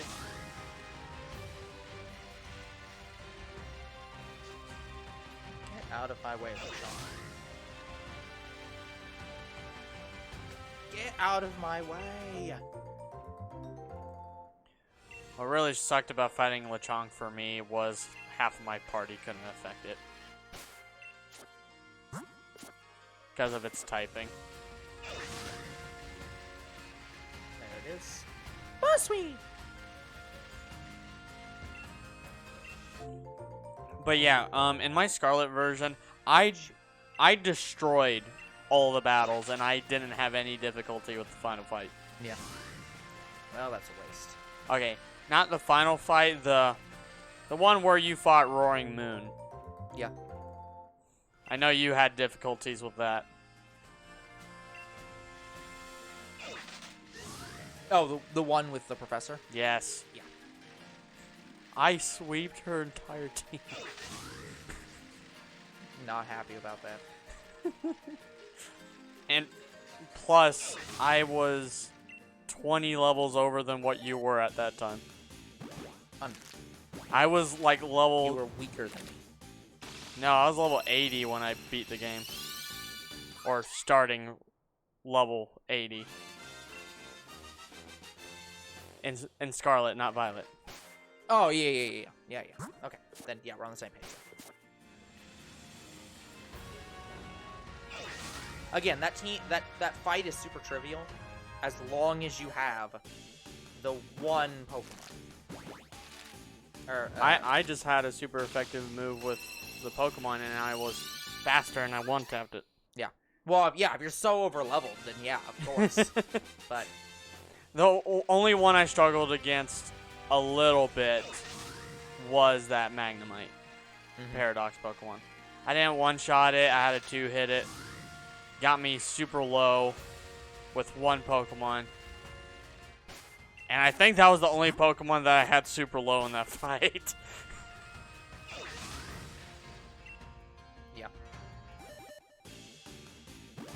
But yeah, I sweep the Elite Four, I sweep the Professor fight, and I more or less sweeped the Academy fight. Oh, I see. Like, guys, the only reason I was so higher level than what I was in Violet was because I remember there was a tip that the game gives you. And the tip is you have to throw your Pokemon at, well, the wild Pokemon. If you keep doing that, you'll gain a lot of levels. That's why by the end of the game, I was near level 80 with most of my Pokemon. Yep. I mean, yeah, you just keep throwing Pokemon at them. Eventually you'll get there. I didn't want to do that because it would take more time, but honestly, I think it was worth it. That's why I ended up doing the catching, for that exact same reason, because it's... I also found a way to guarantee Chansey spawns, because Chansey gives the most... Okay, Chansey gives some of the most EXP in all the game. The problem is making the sandwich to get it to spawn. For whatever reason, I can't make that sandwich anymore. Like, I have all the condiments and I need to make it, but it won't let me make it. I don't understand why. Couldn't tell you, dude. So, when that stopped working, I had to find an alternative.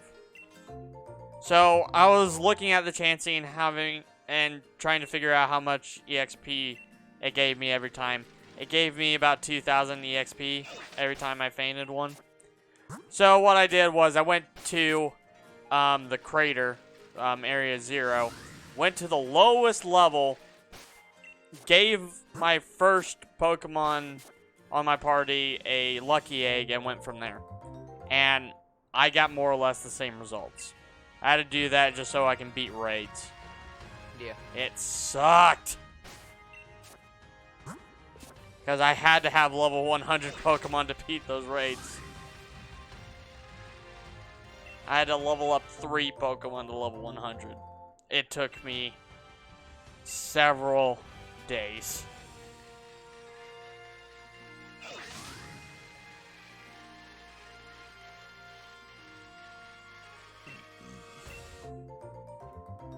Yeah, I like how that one Pokemon, was it called Gimora? Which one? The poison type Pokemon that you use on your party. I like how it was throwing toxic spikes, but I kept one-shotting it, so the toxic spikes were worthless. Yeah, but yeah, that Pokemon is extremely useful for that final professor fight, because every single one of them. Yeah, I'd say it'd be good for raid fights. Yeah, every single time it's attacked, it drops toxic. If it's as long as it's hit twice, it poisons the first time, and then after that, the second time, it's toxic to every Pokemon in the battle forever. Yeah, here's what really sucks about raid fights. It forced me to use moves that I thought I would never use. Yep. So I had to use Swords Dance. Yup. And try to competitively use Swords Dance. I hated that. Younger bro being forced to improvise.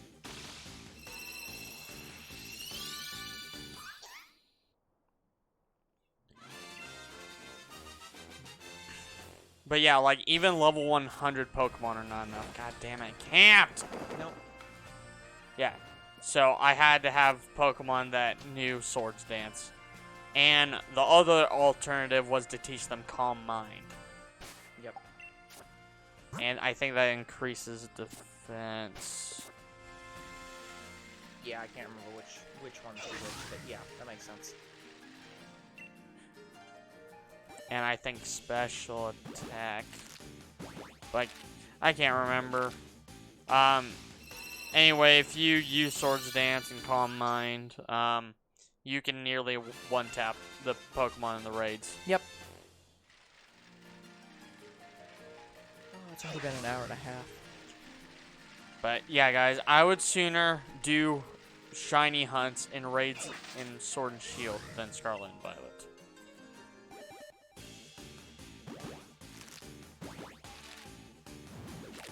Like, I will have to have a team of people if I'm shiny hunting in raids in Scarlet and Violet.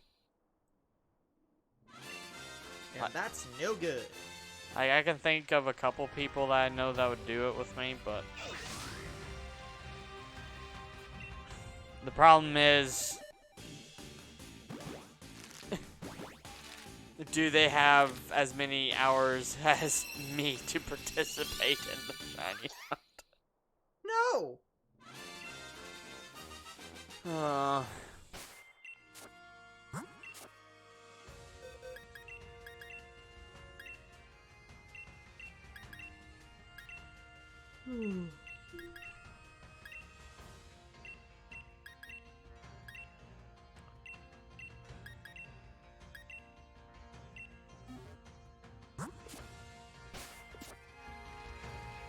But yeah, guys, I still don't know if I'm doing shiny hunt raids in Scarlet and Violet. I really don't want to.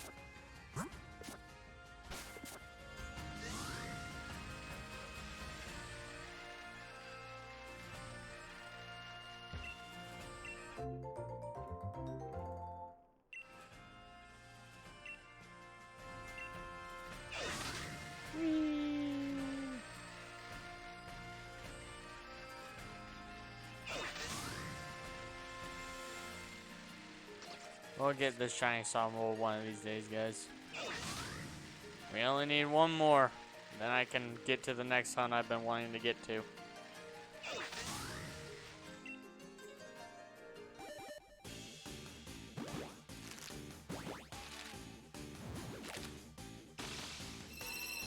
By the way, I can't remember. Did we settle on a wild Pokemon hunt? I don't remember. I could have swore we did.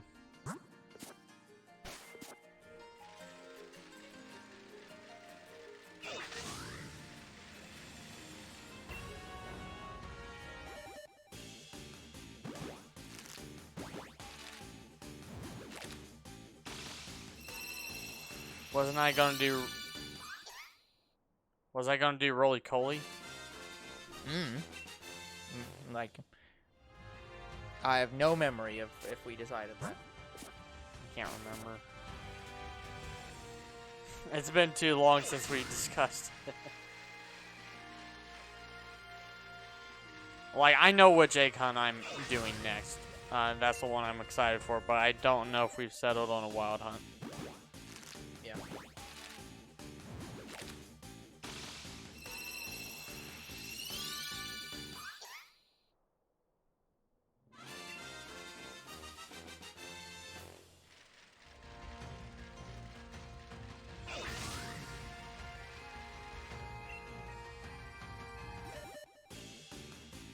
Yeah, how long have I been looking for just the starters now?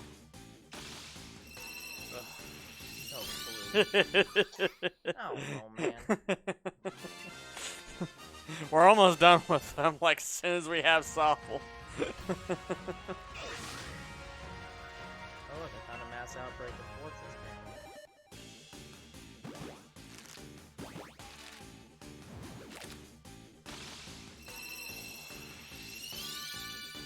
Yeah, outbreaks are another good way for you to get some Pokemon, like Evolution of Room. Like, you can just go catch it instead of evolving it. I mean, that's true.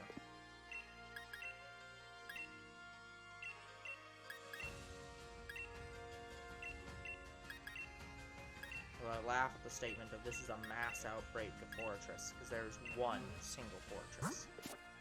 Oh, they're up on top of this now. Okay, fine. There's still only 2 up here. So, sure, whatever you say, game.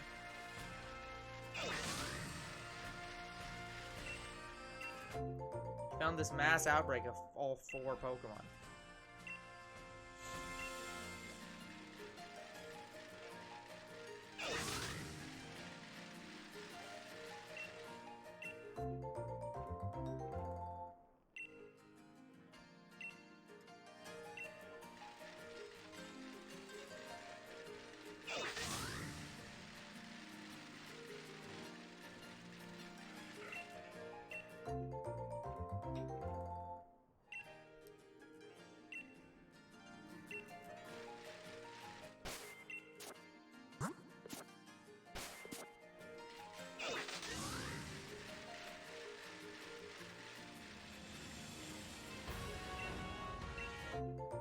Haha, found you. Nice.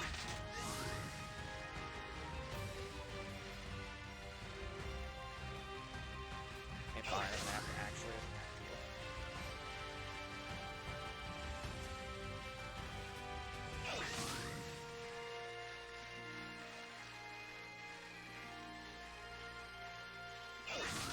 Dig is probably gonna be too strong.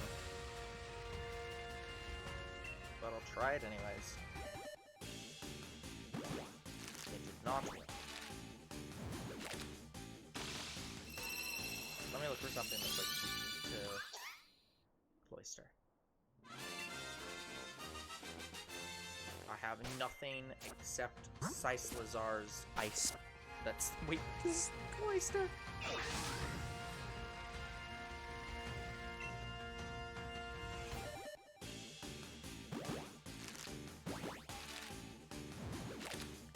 I encounter Lazar way too much in Scarlet and Violet. Yeah. I'm surprised I didn't random encounter a shiny one. Okay, I'm gonna try to use Aerial Ace, a normally effective move. Oh, okay, that wasn't that bad.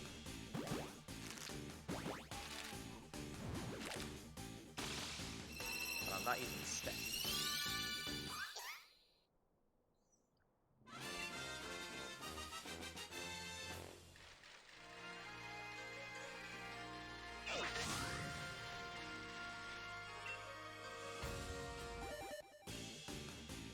Yeah, I do say I don't have as much. This is gonna be a really weird thing to say, but I think I don't have as much of a problem with Miraidon and Koraidon as I do with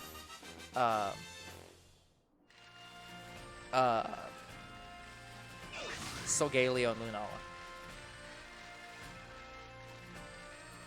You guys, Solgaleo and Lunala are Ultra Beasts. Well, no, I don't like Solgaleo and Lunala because they evolved from Cosmo. No.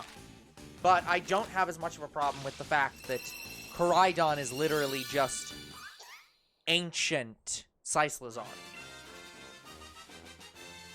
And Miraidon is future Cyclizar. Yeah. It does cause this weird issue, though, where... They're just Paradox Pokemon. Well, yes, but it causes this weird issue where Koraidon is a legendary Pokemon in the modern day because it's from the past. Koraidon and Miraidon Yes. are both legendary because they only... But technically, in like 500 years or whatever, it's going to be a wild, normal Pokemon. Like, it's like, that's kind of strange.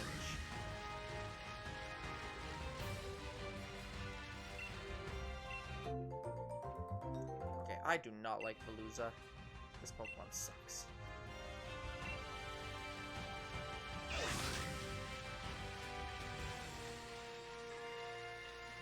There's cool Bergmites out here.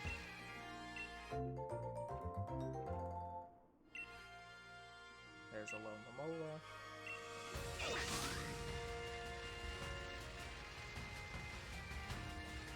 Almost put that up. Well, I did put that. Here it is.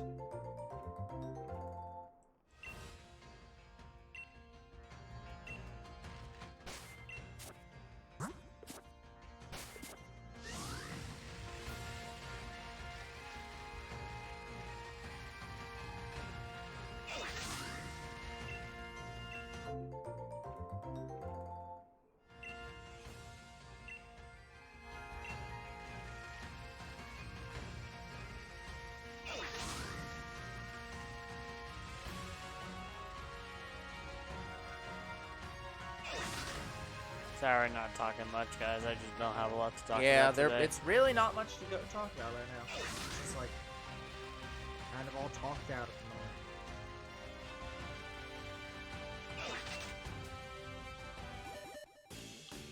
the moment. I guess the only thing I can talk about is there was a thing involving 2 actors, like Lance Reddick dying. The guy who played the hotel manager, well, not manager, attendant in John Wick. I think he was in The Wire. Yeah. So he sadly passed away. And Sam Neill, the guy who played Alan Grant, apparently he had stage 1 blood cancer. What in the fuck is that? Don't know, some kind of cancer, but I mean, obviously it's blood cancer, but it's like, but how the fuck's that work? But he lucked out. It was treatable, so he's cancer-free now. Yeah, just... Which is good. Yeah, it is, but just how the fuck do you get blood cancer of the blood? Yeah, let me look up specifically.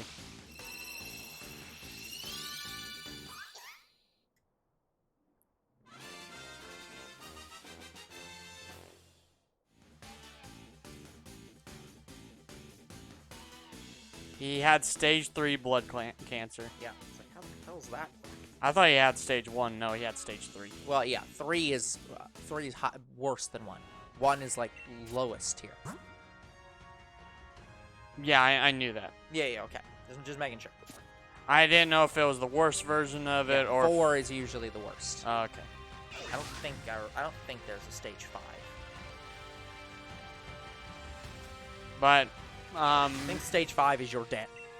Like, but yeah, he's cancer free now, so good for Sam Neill. God, it would have broke my heart if I found out Sam Neill died.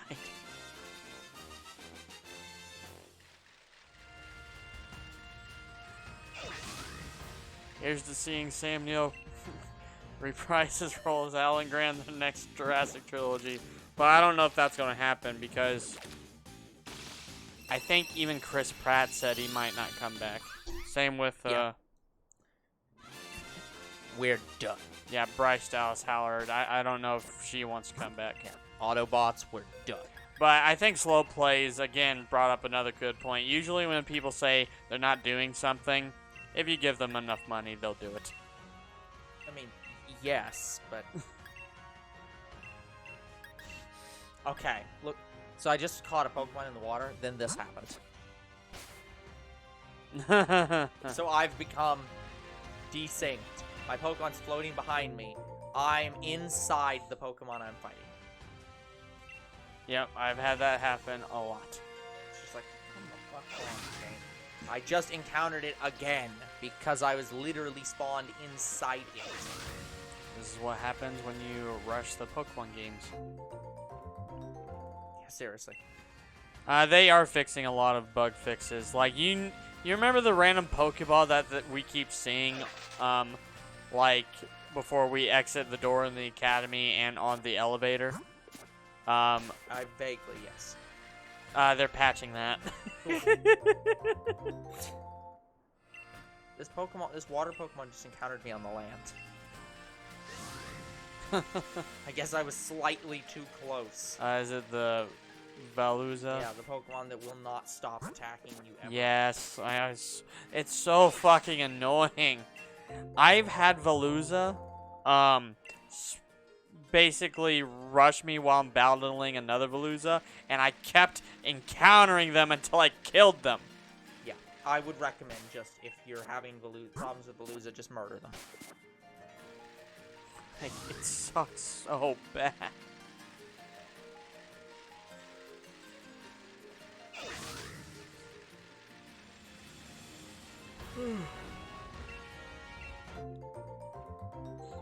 Because, like, the problem is, there's several water Pokemon I have, so my plan was, hey, I'll just go along in the ocean and find any Pokemon I need and just avoid everything.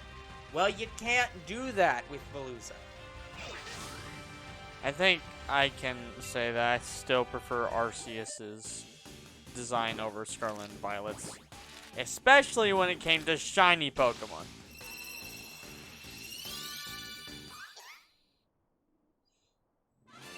Is that Dragonair?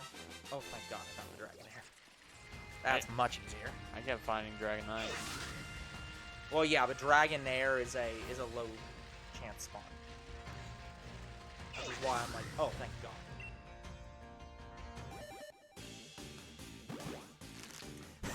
The burrowing underground texture while in the water is so stupid. I think one of the only forms I still don't have in Scarlet and Violet is triple Dunsparce. I am done with this shit. Yeah, what is it? God damn it, I killed. 3-phase form? Yeah, I still don't have that. I have only 2-phase. I mean, that's understandable. I kept thinking I found the 3-phase one. No, I keep finding the double phase. Yeah. Hey, look. Hey, look. It's on the catfish.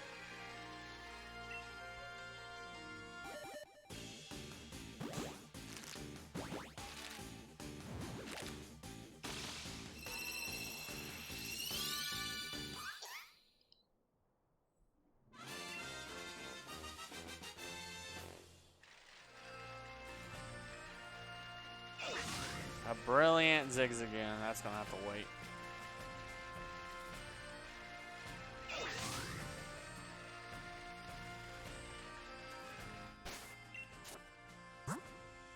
Yep, still have one more egg.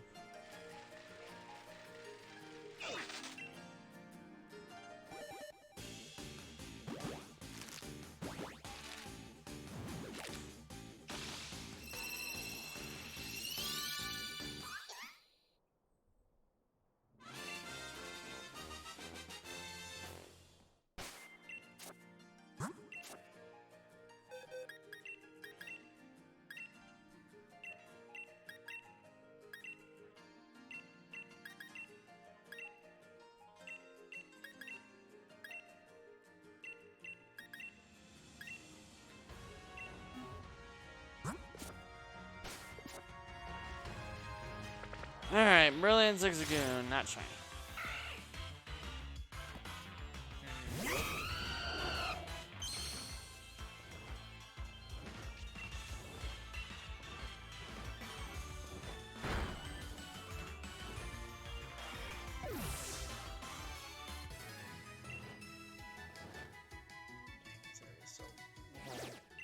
295 watts. Love the watts. You love what now? We gotta have the watts. Excuse me.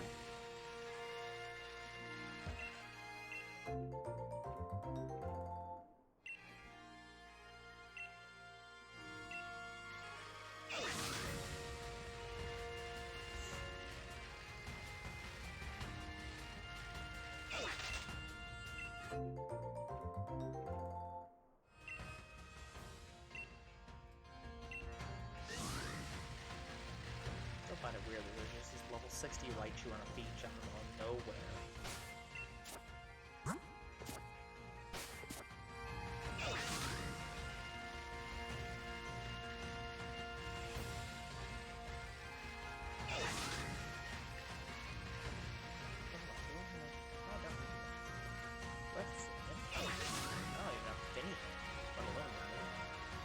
What's your problem?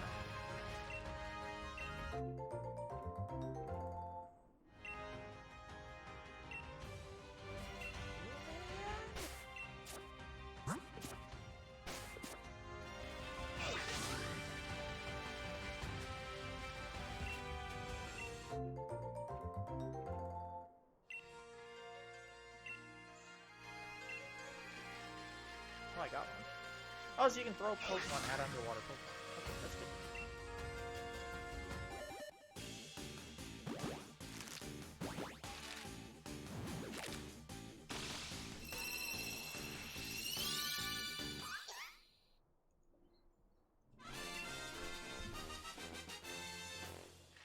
I really need to swap pads.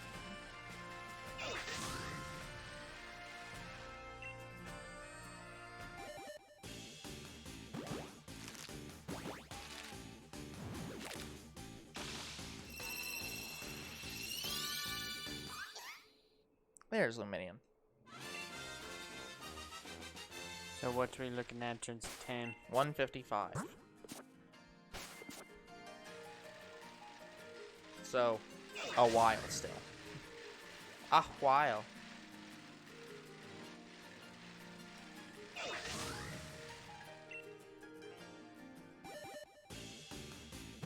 Dun, dun, dun, dun, dun, dun.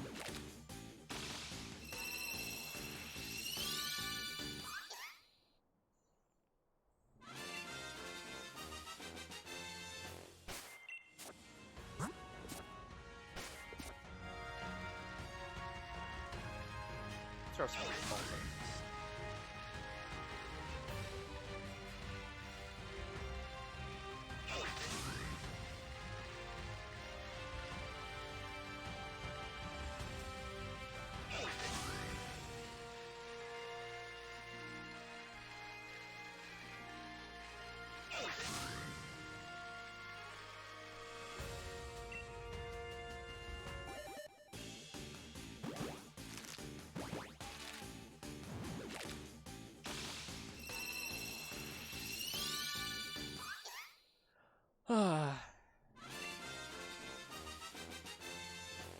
Okay, I think I'm done searching for Pokemon in this game now.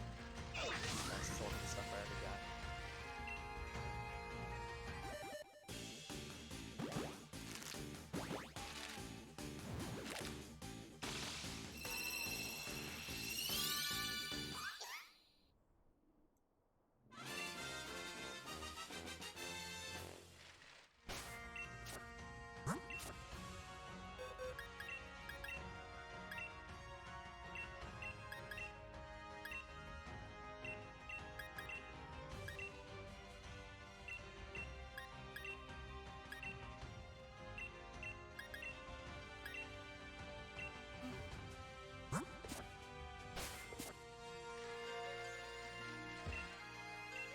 Okay.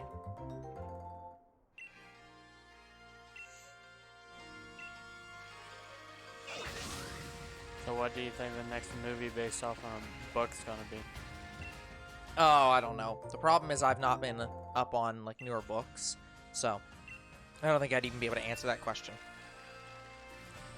Me, I think it's going... Well, okay. Me, I know what the next book movie is going to be. And it's going to be Ballad of Songbirds and Snakes. I only know that because they announced it last year. Yeah. I think it's still in development. They're predicting it's going to come out late this year or early next year. Yeah. Yeah, I don't know how production is going with that. I know I checked it not that long ago, but I don't remember what I looked up about it.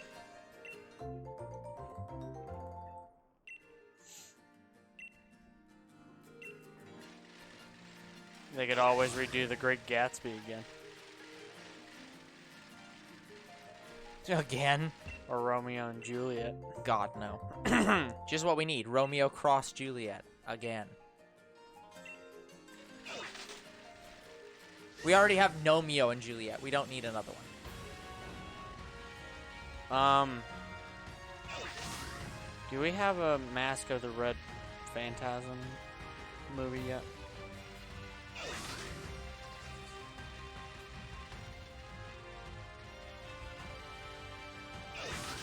No idea.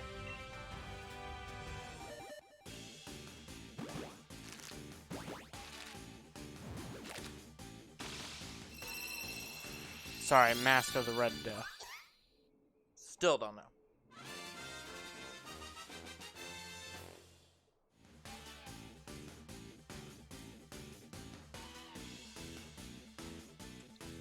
There actually is a live-action movie, The Mask of the Red Death. It's 1964. Woo! That's real old.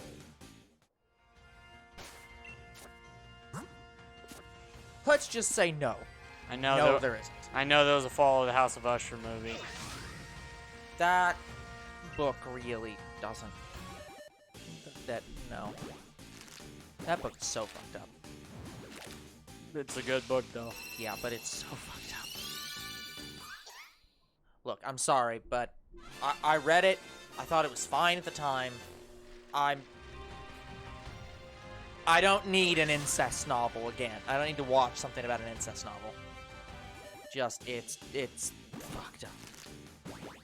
And that's the point. It's meant to be fucked up, and it does a very, good job about being fucked up. I think Edgar Allan Poe, before I started playing Resident Evil, was one of the only horror type of things that I liked. Yeah.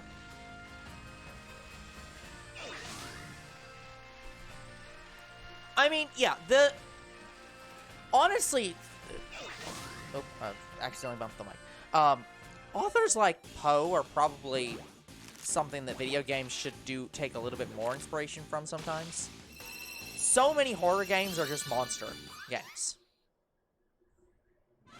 There are not as many horror games that are psychological horror or environmental horror. I'd say Resident Evil is close to environmental horror, especially Resident Evil 7. Because literally... that one was definitely you were chased around by monsters, though. But those monsters came from people, and these people were sometimes infused into walls and ceilings. But what I'm saying that's from the environment. So, actually, some of the monsters came from the environment. Well, yeah, but that's not what I mean by environmental horror. When I'm saying environmental horror, I'm saying environmental horror or horror stories like that. I'm saying horror stories that aren't based on a creature hunting you down. Most video games focus on, oh, you're being chased by a creature. It's a zombie, or it's a fucking doll, or whatever the hell Resident Evil decided to do this year. But you don't see that many horror stories that are just an extremely fucked up family. And I mean, Usher kind of fucked up. Yeah, that was Resident Evil 7. No. I don't mean trying to hunt you down kind of fucked up. I just mean, fucked up in that, you move into, I'm imagining, what was that one? You're wanting something like Hannibal. Maybe like Hannibal. I'm thinking of, I can't remember what this movie was. It was the movie where the entire family was hunting, like, was basically this girl would go out and find a guy and bring her home. Perch. It wasn't Perch. This girl went out and found a guy and brought him home, and it turned out that their entire family idolized, like, African American people, and, like, they would, like, literally take their eyes and their skin and stuff and improve themselves. So you want... I'm saying stuff like that. Stuff where there is no actual creature hunting you down. It's just a horror story because you go to this house and you find out more about these people and they're fucked up. So you want Madame de Pompadour situations from Doctor Who? Sure, but like stuff like that, or like... But that's or like a horror game where... That's imagine a horror game where you're having to... Like, the police are looking for a serial killer, and you are the serial killer. And you have to, like, hide your crimes from the police while also continuing to, like, commit them. So GTA. No, GTA doesn't count as that. GTA is just being a Trevor gangster. Phillips. Yeah, but now imagine an entire game where it's Trevor Phillips, but you have to, where it's like a horror-themed Trevor Phillips game. Where, like, you committed this crime and now you have to hide evidence from it from the police, and the police are sure it was you. I want a entire GTA game that only focuses on Trevor and, like, his past antics. Yeah. Or his future ones. Either or. I want it so bad. I'm just saying, I think that there's a lot of stuff you could do in horror that isn't just a creature chases you down. That's been done to death, and it's done well. I'm not taking away from Resident Evil. But there are so many other things that are scary. Like, the fear of the dark is not creature-based. You don't see that many horror games about that. Like, okay, so when it comes to psychological horror, they tend to put psychological horror in these monster hunting horror games. They mix them together, and but you don't see them alone. Yeah. You don't see them where it's, oh, I'm scared of the dark because a really good one. There is a good game that has a lot of psychological horror elements, but it's also a monster game. It's also technically a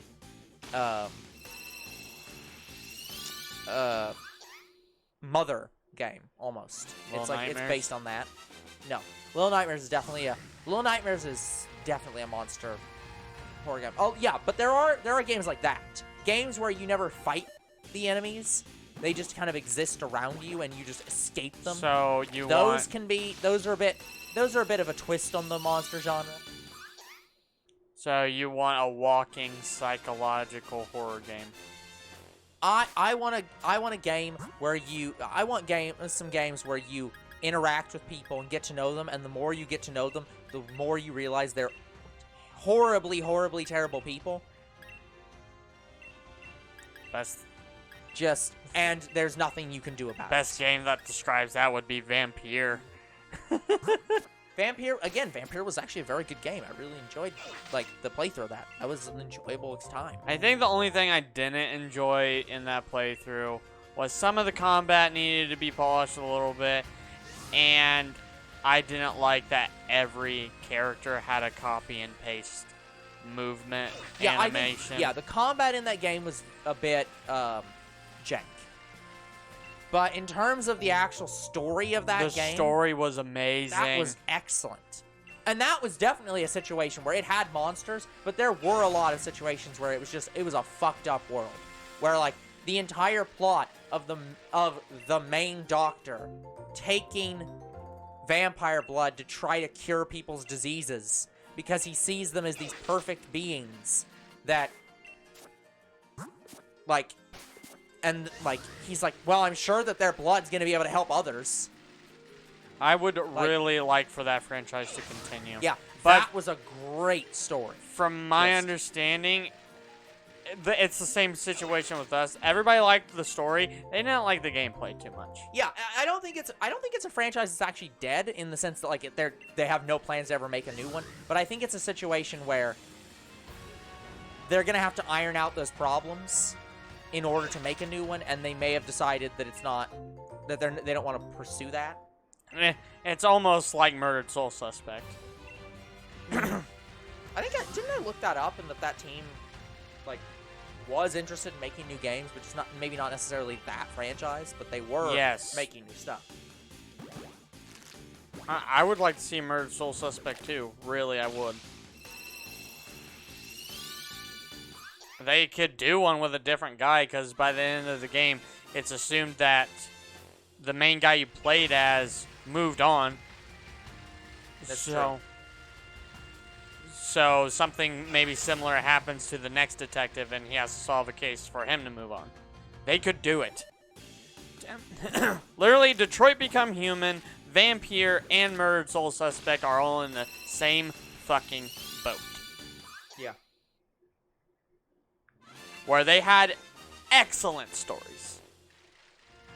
But for whatever reason, the people who developed those games are not moving on. They're moving on to the next project, but I'm saying moving on with the story. Yeah.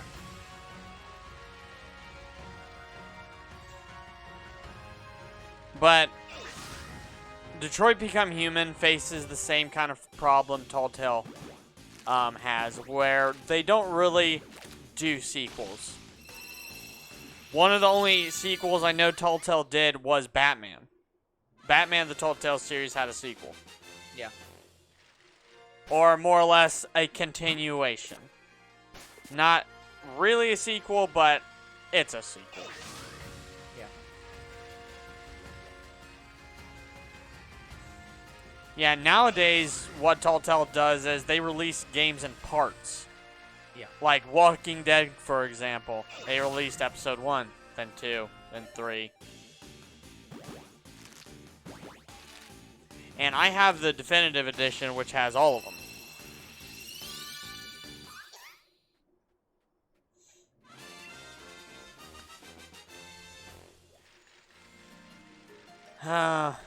But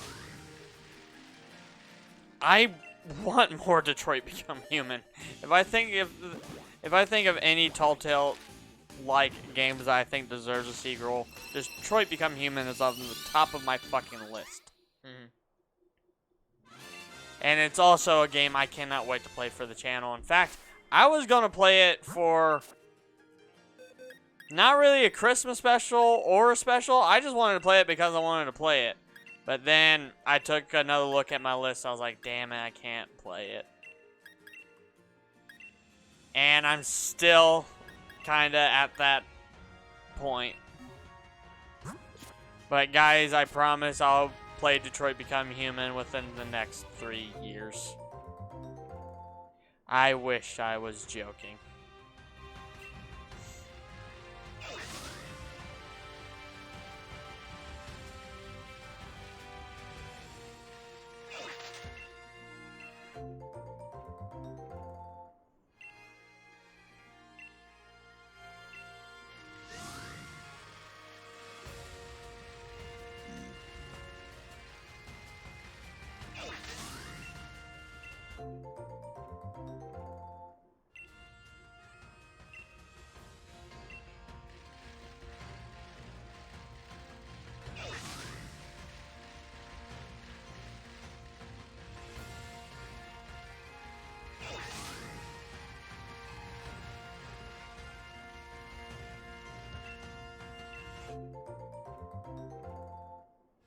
Sorry, guys, I'm looking up information on franchise. Vampire? Yeah. I need to look up information on Detroit Become Human. It looks like...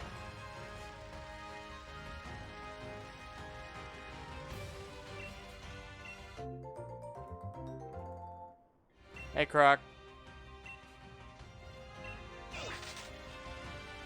It looks like they have or had a new game. Let me look up.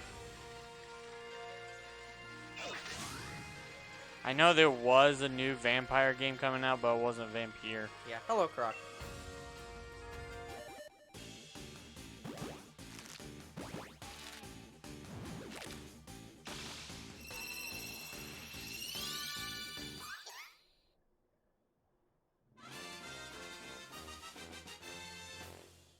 It looks like there's a new game. It looks like the Vampire Studio has a new game called Banishers coming out this year.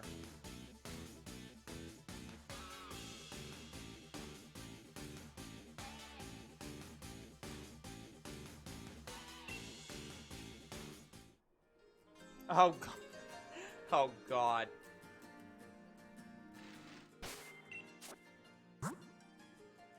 So, you know what the new... Here. Take a wild guess. So, this is Don't Nod, the people who made Vampire, and Focus Home Interactive, the company that published Vampire. So, they have a new game. Would you like to guess what it is? Is it werewolves? No, but you're not far off. Lycans? No.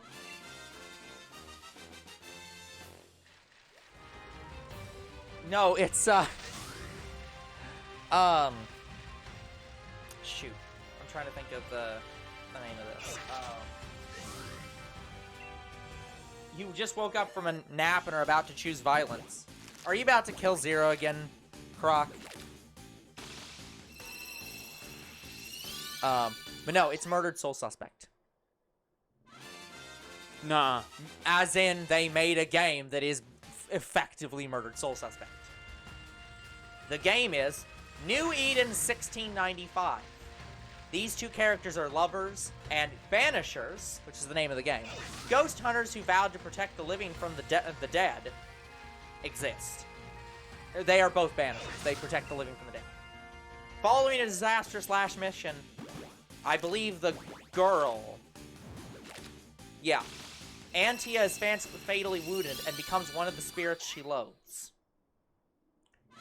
What Older Bro was meaning was you fighting you fighting Zero in Xenoverse. Yeah, I was talking about in Xenoverse, Croc.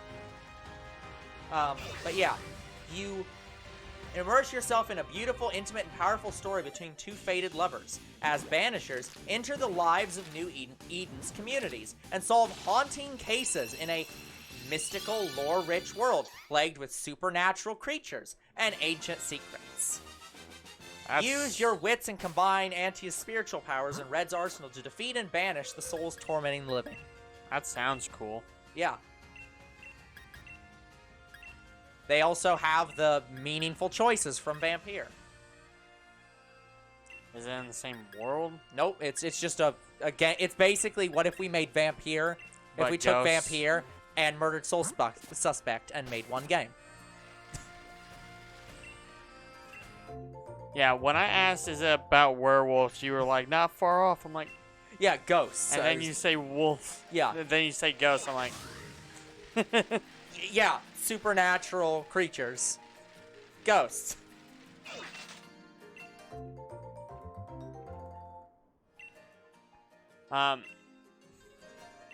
Anyway, so I looked up information on Detroit Become Human 2. Yeah. There are conflicting reports if they are going to do it or not. Yeah. Not surprising. They said they might have a new game that's set, like, it's still in the same world as Detroit Become Human, but it's not Detroit Become Human. Yeah. Like, you don't get to play as androids or anything like that. Oh, that's weird. Well, in Detroit Become Human, you play as the androids. And these androids get self-awareness. In the sense that they believe they are human. Yeah, I mean, we get... Yeah, I think everyone knows vaguely what Detroit Become Human's about. I know, but their interaction level is so close to human that they might as well be human without becoming self-aware. Yeah. Like, they basically ignore human orders when they become self-aware. Yeah, Croc, why are you so scared of Zero? You have to stop Zero's girl from drinking. I don't know, Croc, I don't know how you're going to do that, but good luck. But yeah, anyway, so will we get a sequel to Murdered Soul Suspect, Detroit Become Human, or Vampire? I think out of the three of those, I think we're more likely to get a sequel to Vampire. I don't know. The one situation is Vampire is very specifically a partnership between two other companies. So in order for that to happen, they have to agree to make a sequel. So I feel like that's less likely than ones where... Well, for Detroit Becomes Human's case, no one is even sure they are interested in making a sequel to that game. That's like, fair. They're interested in making more similar... They're interested in making more of that similarly played game, but not necessarily continuing the story of those games. Yeah, and that might be the same with Vampire, honestly. And Murdered Soul Suspect, from what I understand, the people who made those don't really exist anymore. Yeah. Or if they do, they are not really interested in making a sequel to that game. All right, Croc, have a good evening. See you, good Croc. luck.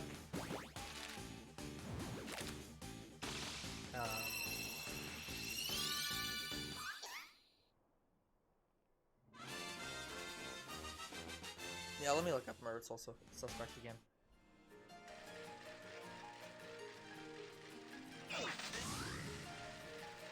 Yes, that is true. They do not exist anymore.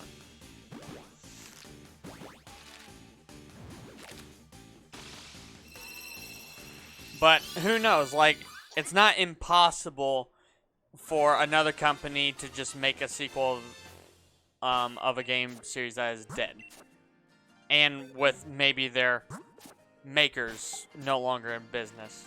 Well, for example, like new Pokemon Snap. That's probably a decent example. And well, here's the thing. Budokai Tenkaichi 2. Yeah. Sorry, 4. Yeah, well, here's the thing. Generally, that's not exactly how that works, because when a company closes, they generally sell off all their IPs, so someone owns it. So it's not, you can't just go to a franchise that's hasn't made a game in 20 years and make a game for it.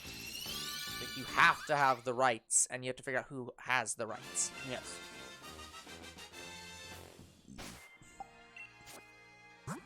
Anyway, I know Murdered Soul Suspect is not that well known of a game. I mean, it shows with the amount of views we get on it. But I just think of those games as like hidden gems that deserve to have sequels. Like, I want to play more of that type of game. Yeah. Square Enix published the game, so it's possible that they have the rights to it. But I doubt that Square Enix gives much of a shit about that franchise. I'd say the biggest of those three franchises is probably Detroit Become Human. Yeah. But I still foresee that we get Vampire 2 over Detroit Become Human just because of how the developers think. They're different developers, so. Yeah, I think I'll agree. Given that one of them is literally shut down. The other one, not even sure they want to do a sequel. One of them seems uninterested, and one of them that hasn't said if they're interested or not, but is clearly making games in that same vein. Yeah, I think you're more likely to get that last one.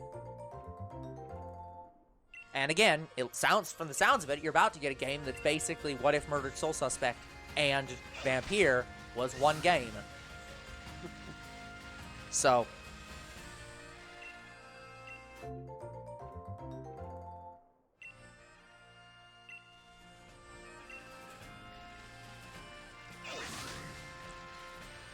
But yeah, I consider, like, movie games, like, hidden gems, in the sense that a lot of people didn't play them because they were essentially clickbait, but in a physical form. So they didn't want to play it because they thought maybe it was a bad game. When that is not true half the time. There are some bad movie games. Yeah, I don't know if I want to say that they specifically thought it was clickbait. I don't think that's the case. I think a lot of people just don't play a lot of movie games because they consider them to be... Cash grab. Yeah, it's a cash grab. So they consider them to just be bad games. But I don't think they think they're clickbait.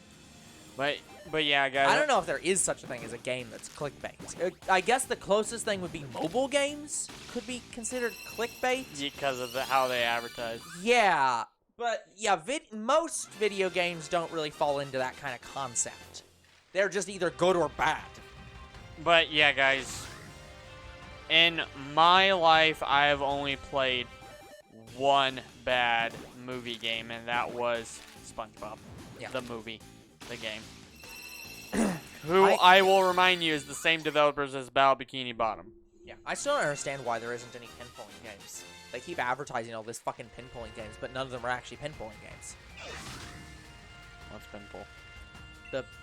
As in pulling pins.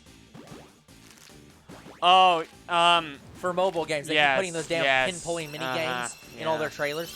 None of those are in the games. So it's like, why is there not actually a game of that? People clearly want to play that. Yeah, I know of a mobile game that advertised itself as like 3 different types of games. Yep. And only one of them is correct. I think you were building a manor of some sort, and it advertised itself as a puzzle game, advertised itself as a pin-pulling game, advertises itself as a town-building game. Anyone know of a game that's actually a pull-the-pin puzzle game like all those fake ads pretend to be? Thanks, Reddit.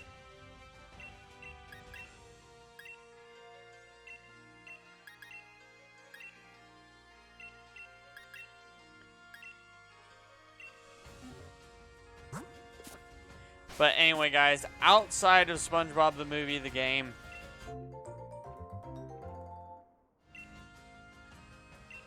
there really wasn't any other bad movie games I've played.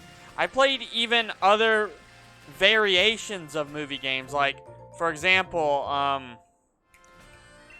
Monsters vs. Aliens. Monsters vs. Aliens had a PS2 game, but they also had a different game for the DS. Both versions were fine.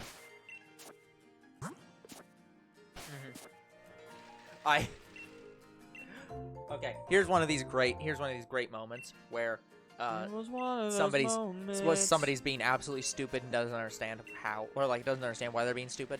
This person asks, like, hey, anybody know of a game that's actually a pull-the-pin game like those fake ads pretend to be? The ads I'm thinking of in particular are for Evany. So yes, Evany. Yeah, I know which that is game. not a pin-pulling game.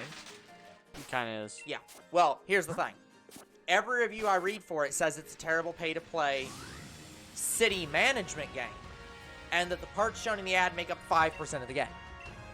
Really? Yes. So the pin-pulling is 5% or less of the game, and the rest of it is a city management game. Oh my god. So that is like I'm pretty sure that's true, but let's go on that. That's what they say. Whoa. One of the comments. Look at that. Top of the TV. You seeing that line? That's on the TV. Yep. That's weird. Oh, it's fucked up. Well, we're just gonna have to ignore that. But anyways, so people in the comments of this are giving like a couple games. They give out like links to a couple games. Yeah. That are actual pinball games. And then third comment, there's only 3 comments. Says, Evany, I know you think all those game ads are fake, but today I finally found the ad. It's a little harder than it looks. And it's like, dude, this guy is being stupid. It's like, dude, the guy literally explained that he wants a game that's only pin-pulling, and that he knows this game is 5% pin-pulling or less, and that the ads are lying to them. The fact that you recommended the literal game he said is false advertising, and he didn't even say like, no, it actually is mostly pin-pulling. He's just like, I know you think all the ads are fake, but the game is harder than it looks. It's like, I don't want a hard game. I want a game that's only the pin-pulling. And this game is not that. It's like, dumb fucks. When do the puzzles get to look like the ads? But yeah, guys, I don't know if I'm against playing Ebony. I know it's one of those games that is also advertised a lot, but I'm actually kind of interested in that kind of game. I don't know if I'd like it or not.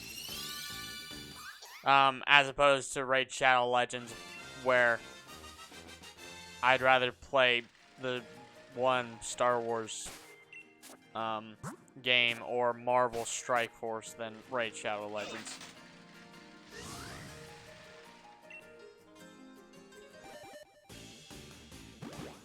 Because both that Star Wars game that I can't remember the name of and Marvel Strike Force are Raid Shadow Legends, just with those characters.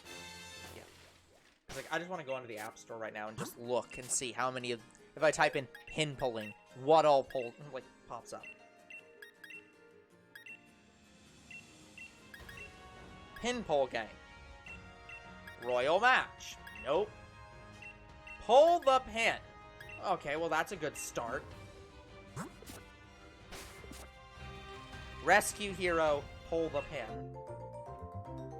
See, it looks like there's quite a few, like, pin pulling style games. Assuming they all are not lies.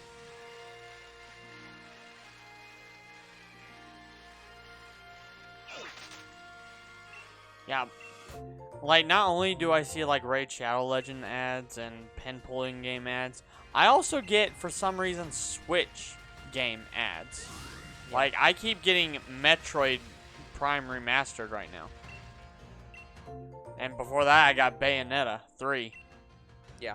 Yeah. And now I'm getting Cereza and the Lost Demon. Yeah. Like, what's with that? Good question. Like, it looks like they're advertising it like a mobile game. And it's not. So I'm not sure how I feel about it. Yeah. Like, guys, I am probably going to play Metroid Prime Remastered and Bayonetta 3, but why do you make the shitty ad trailers for them? Well, there's some, so I can try to give you some of those answers. The only answer is more money. Yes and no. So the interesting thing is, so there's a couple reasons. So in the terms of like the mobile games where they're advertising the pin pulling, there's two different reasons why they do stuff like that. One reason is because they want you to believe it's a pin pulling game. But there's another thing behind them, and a lot of trailers do this, is if you've ever seen those trailers where they're, again, we'll put in quotes, playing the game, because a lot of those games are not actually playing the game, but where you see them constantly fail. Yes. Those are in there specifically to try to, because they want you to say, well, I can do better than that, and download the game. That's explicitly why they do that, is because people will say, well, I can do better than that shitty trailer, and then play the game. Yeah, like, I had that with Wordscape. Yep. Wordscape, I'm actually interested in playing. So Wordscape, you have a wheel of letters, and you're playing basically crossword with only those letters. And you have to find all the words with just those letters. And you can even find extra words that are not even on the board, so you get extra points or something. Yeah. Like, you get bonus points, and you don't get, like, deducted points. Yeah. Like, and I'm actually really interested in it. Yeah, guys, I actually like some mobile puzzle games. Flow Free, for example. Flow Free, to me, is one of the only actual, like, mobile video games, because you pay for all the DLC for it, and that's it. You're done. Yeah. You have the entire game. To be fair, guys, I do want to say, when I constantly complain about mobile games, those complaints do not usually extend to puzzle games, because those tend to be pretty much a normal game. There are some games that have energy. Yeah. Flow Free does not. Yeah, Flow Free does not do energy. It's just a puzzle game, and that's it. And you pay for packs of puzzles, and that's it. Like, you have hints that you can buy for real money. Yeah. There's for example, the channel I watch that does Sudoku videos. They have like 8 different Sudoku apps. Those are all like you buy them, and then you own the app, and that's it. 300 encounters. It's like, and there's no bullshit. It's like, yeah, those are fine. Yeah, I enjoyed Flow Free, and I still do. Yeah, I remember playing Flow Free. I think I got more than halfway through that game. I even let Bestie solve a few puzzles. She didn't have a phone, but she saw me playing it. She was like, I'm kind of interested in it. I'm like, here you go. Help me solve a few puzzles. Ah, good times, good memories.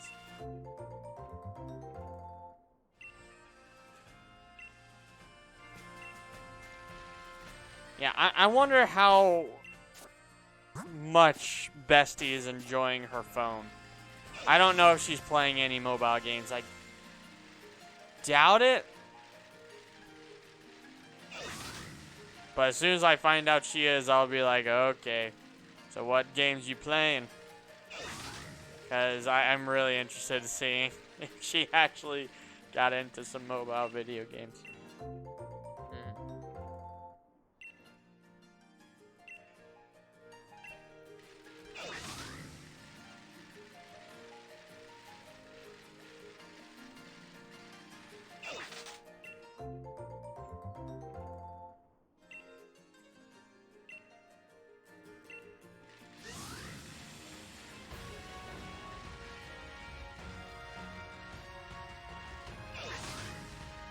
Oh, I hate this.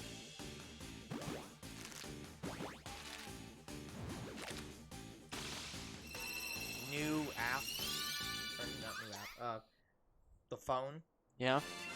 Or iPhone decided to update their apps so that now the way it used to work is you just click on the app and it would immediately start shaking, and then it has a minus button, or you can move it. Now it's you have to click on it and then click edit screen, and then you can move it around.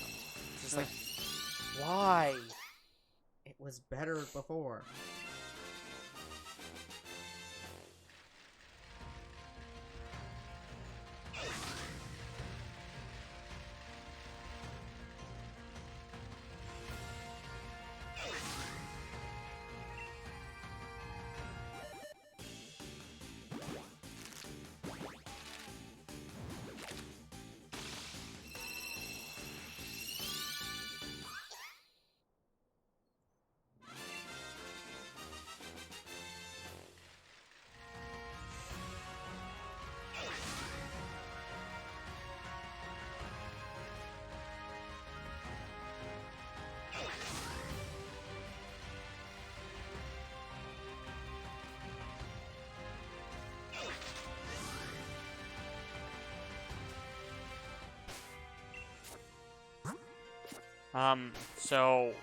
From all the games that you've played on the channel, what ones would you like to have sequels for that you know that there's probably not going to be a sequel for? Oh, hold on, I can go down an entire fucking list of that. Give me a moment. I think out of the games I've watched you play, I would like to see Rhyme get a sequel. Hold on, let me break out a list of every game I played.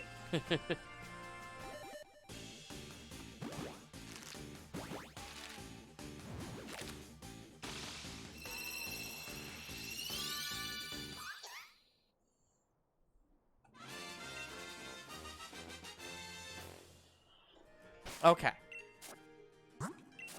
So, let's just go down. I'm just going to right now go down the list of every game that I've played.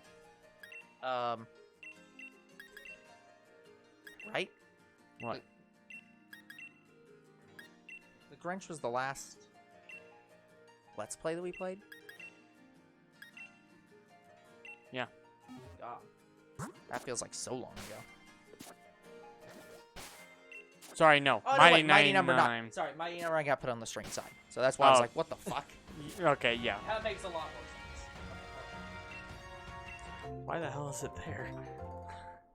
I don't know, man. I just noticed that and was like, that doesn't make any sense. But, so, for example, let's go down this list. Starting with Paper Mario. So, we're never going to get a sequel to Paper Mario. I know that technically they just released a sequel to Paper Mario. That's not what I mean. I mean, like, an actual sequel to Paper Mario the Thousand Year Door, or even fucking Super Paper Mario, when the games were, like, actually, like, a good story and had, like, all these colorful characters that were unique. Like, an actual, like, RPG Mario game that isn't just whatever the fuck the new games are. Yeah, that way we can update our Goombas further. Yeah. Like, so, that one I don't think is going to count. I don't think anyone's going to agree with that one. I'm just saying, like, it still makes games even if they're bad. I'm like, okay, sure. But yeah, games that you know is not But, like, gonna have actually, we'll never get a real sequel. Next game, Portal 2. Yup, you're never getting a Portal 3. Nope. Ever. Never gonna happen. Because so, Valve even also is a part of the joke saying, yep, we can't count yeah, Valve to 3. cannot count to 3. Despite the fact they've actually had games that were up to 3. But, doesn't matter. The joke is there. They can't count to 3.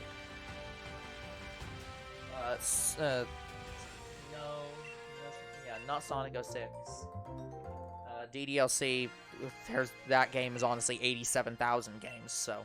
I think DDLC is loved enough to where I can see someone doing a sequel for I it. think, well, they have. You've played 4 of them. But from Dance of Salvato Auto actually is, I think, has said that he's going to do some other project. But it's not going to be a direct DDLC sequel. It's going to be whatever the fuck DDLC is based on. Yeah, it's going to be whatever the hell the Portrait of Markov is referencing. Yeah, closest we got is DDLC Plus, but it's just no. DDLC remastered.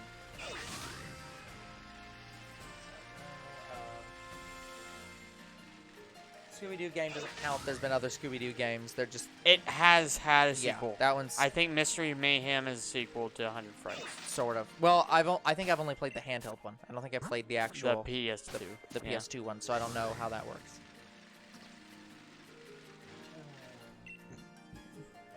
River City Girls actually got a sequel. Yeah, it just got a sequel. And is a sequel in itself, sort of. Obviously, Pokemon XD, the game that will never get a sequel. I mean, it deserves it, but it'll never get it. Tenkaichi 3 got a sequel. Yeah, Don't hold hope. No. Sorry, keep holding hope. It's not... The thing is... Dragon Ball, like, Budokai Tenkaichi 3 getting a sequel is shocking, but it's also Dragon Ball. It's a game that is it's a franchise that's well known for having lots and lots of games. And that wasn't an impossibility. That was just surprising that they would revive that franchise. Like, all the games are basically the same. Can you really say that, what was like Ultimate Tenkaichi or whatever? Ultimate Tenkaichi is not a sequel. It's not a part of it. But what I'm saying is, like, Xenoverse is arguably a Tenkaichi sequel. They're all the same damn game. It plays like, nothing like but, it. But yeah, but it's like, you're wanting the ones that are like the missions, where you go into a mission and like it's... I mean, Xenoverse is mission-based, but... Not what I mean, but I'm meaning like specifically it's like where it has like like, it has a plot, and then they load up a map, and you do one fight, and then you leave that and go onto another map.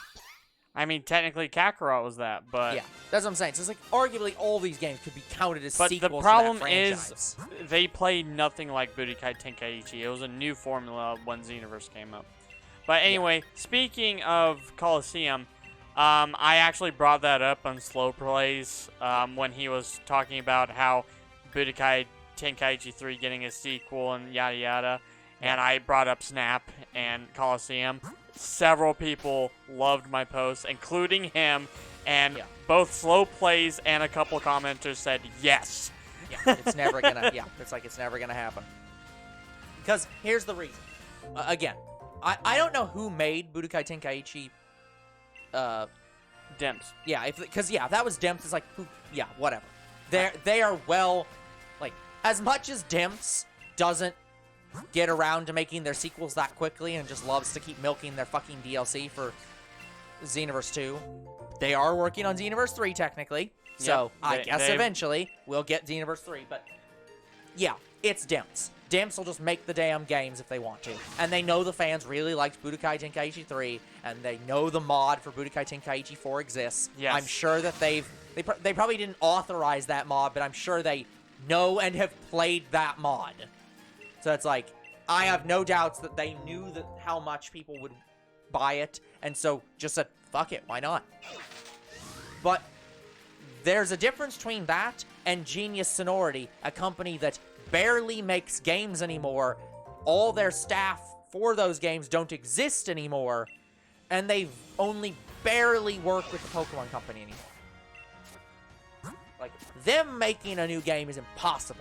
The only way that those games can ever be revived is if somebody like Namco Bandai makes them. And the problem is... Yeah, I even commented that. And again, the problem with that is... it's not going to work the same. It's... by the way, we have about 15 minutes. It's easy to say, well, they brought back Snap, so they can bring back Coliseum and XD. But it's not the same kind of thing.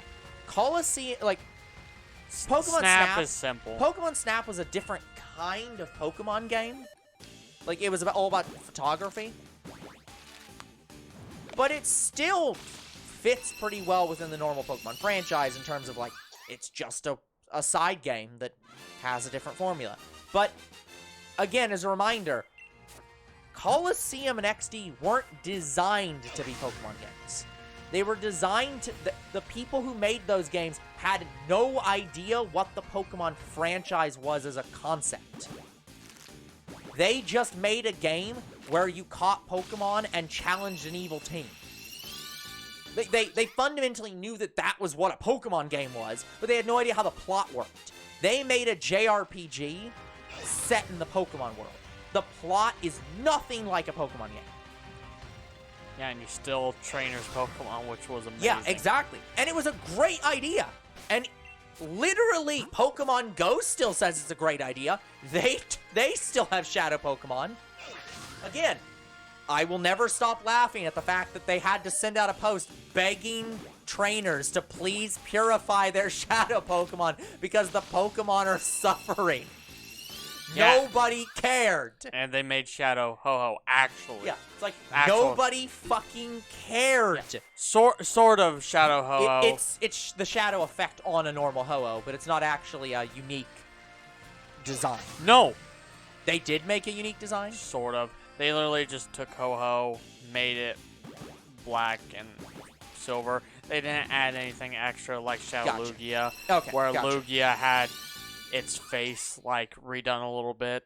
Okay, well, it's something. But anyways, so, yeah, we have 3 Shadow Pokemon, because we have Shadow Lugia, we had Shadow Ho-Oh, and we also have Shadow Mewtwo from Pokken.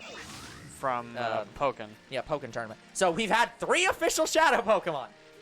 But, yeah, the thing with that is, even Namco Bandai is not the same as Genius Sonority in terms of, like, not understanding the Pokemon franchise.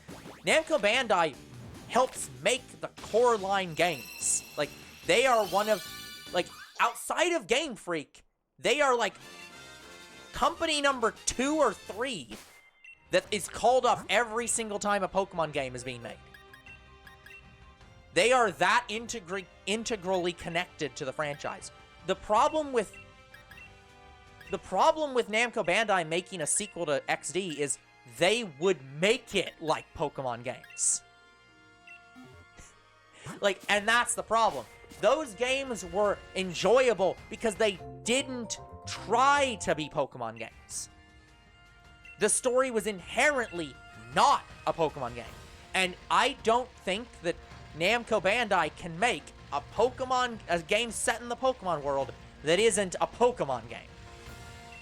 So it will lose whatever charm it had because Namco Bandai made it. I mean, Pokemon Coliseum and XD played more or less the same. You catch Pokemon, put them in a PC, organize it. But I'm talking just the story. I think mechanically they'll make the game fine if they did. But I don't think they can write a non-Pokemon story. I don't think that... I think if they bring that franchise back, Game Freak will not... Like, Game Freak and them will write the story in a way that it does not fit the same formula that Genius Sonority was working with, which, again, was not Pokemon. Like, the first game, you were literally a villain. You literally were a member of Team Rocket, or Team Snag'em, but... Yeah, and then the you got second pissed one, off at him when they kicked you out. And so. in the second one, you were basically his kid. Again, they never actually confirm who your father is, but you're effectively just the kid of that guy. Where you're like, oh, guess I've got to go around and steal all the evil Pokemon from the evil team. Yeah, so, it's plus, almost every building was similarly designed to, like, a Team Rocket hideout. Yeah, so it's like... Where you had to go through levels of floors of trainers, items. Yeah. So, my big thing is, I just fundamentally don't believe that even if they did bring the franchise back, it would have the same charm, because I think they'd fuck it up. Now, just to be clear, though, if they did bring back the franchise, a couple things I would recommend. I personally don't care if they keep the wild Pokemon or not. Like, I thought it was fine that they added wild Pokemon in the second game. It was a cool concept. Yeah, and it was only a few. Yeah. Again, people got annoyed with that, which I don't get. The whole point is the Ore region exists. Like, it's like, it is in the Pokemon universe. It's a real place. It's like middle of Arizona. Like, it's... Yeah. I don't think it technically counts as part of Unova. I think it's like with Japan, how it's multiple regions. I think it's the same thing. So, Ore exists in the Pokemon universe in, like, the middle of the Arizona-Mexico desert. So, it's just, like, out in the middle of there. So, the whole point about no Pokemon is, like, it's a fucking desert! So, yeah. I didn't mind the minimal Pokemon, and I don't care if they decided to make it have a lot more Pokemon. That's not my point here. If you're gonna do it better. So, keep the concept of stealing people's Pokemon. I'd preferably still make it have an evil team. Maybe make it a new evil team. Like, it'd be very interesting if a new team tried to pick up where Cypher left off. Was it still Team Snag'em and the sequel? It was the same teams. It was the same cities. They added, like, 3 locations. That's why people I think rightly complained that game was basically the same game, in the sense that, like, outside of removing the side character, which, again, I don't care if you remove the side character or not. I thought the side character was fine. But it literally has, like, 3 extra cities. Mate, I have to think of the whole map. They added the mansion. I think the lab, and... Well, so, the final island was new. The Citadark Island was new. Yeah. The port city was new. And the lab you start at. Yeah, that lab is new. The manor of the professor. Yes. Or not the professor, like, yeah, whatever it is. The mad scientist. The mad scientist. And the Relgum Tower. No, I think Relgum Tower is even in the first game. Yes, Relgum That's Tower. that's the place you fight the ciphers at the end of the game. Yes. So, the Ore Coliseum. That one's new. But I think outside of that, and obviously the Pokestops. Yes. But outside of that, it's like, yeah, every map is the same damn maps. They are the same cities with with almost no changes. Oh, and I guess the Cypher Key Layer was new. That one was. So, There's yeah. a few new things. They added a few new places, but it was half the game was the same maps. And hell, they even lost the Under, which was one of the coolest locations in that game. We are Kids Grid.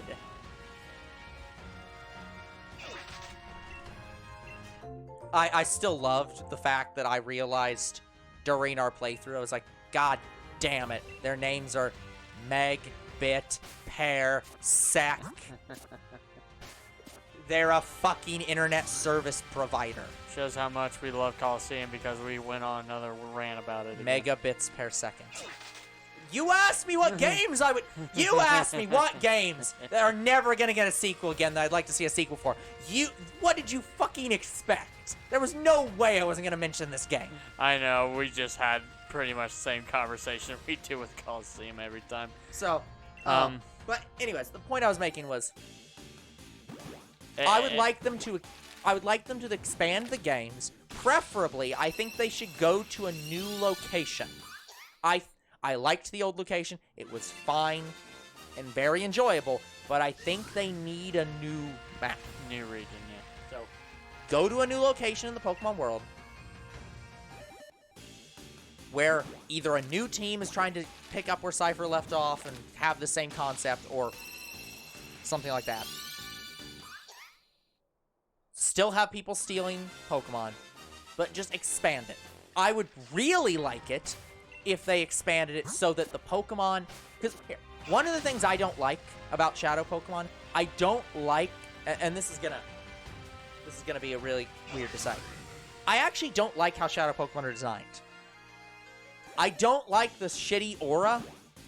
Yeah, you want Lugia. I want Lugia. I want a team that like an evil team that perfects the Shadow Pokemon. Maybe they're not incapable of being purified.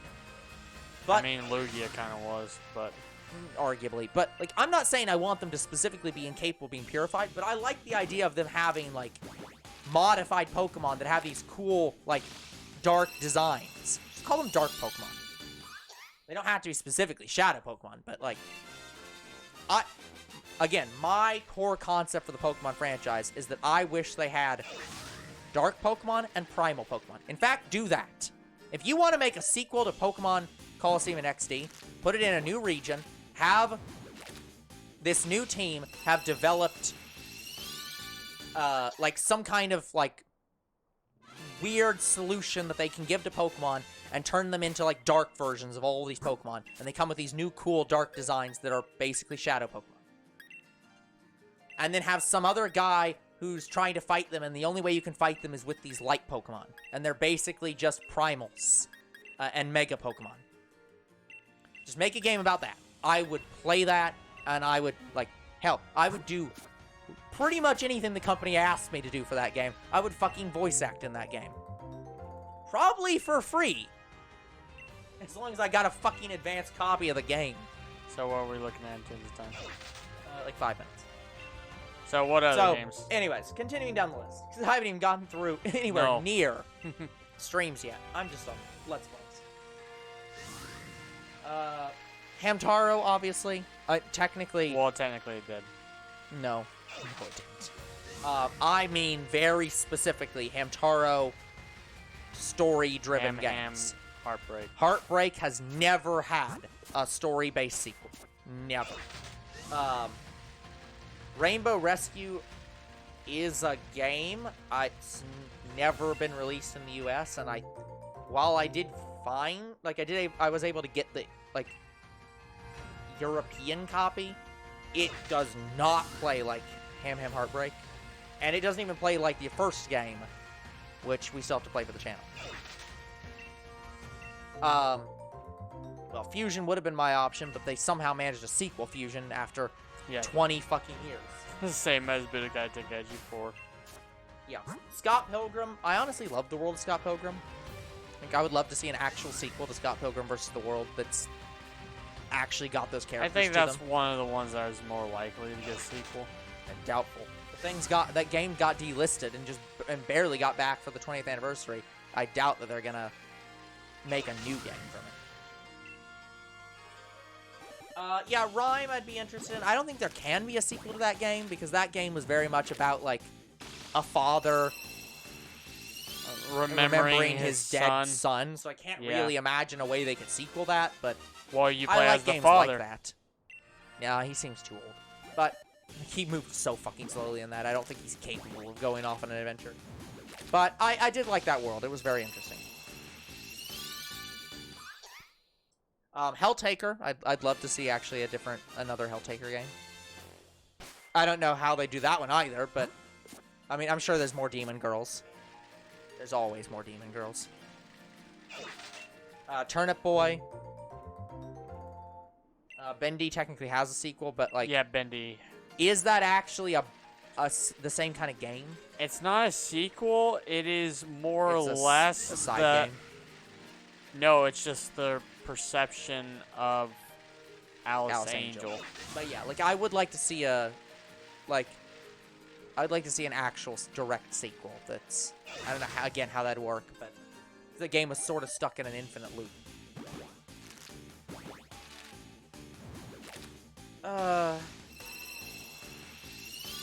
Drill Dozer. I've said many times I would love to play another game in that franchise, but that's kind of hard when it was a side game made by Game Freak so that they could stop thinking about Pokemon for a few minutes. I love that exists, by the way, because Game Freak knows that they are the Pokemon game company, and they will never stop making Pokemon games.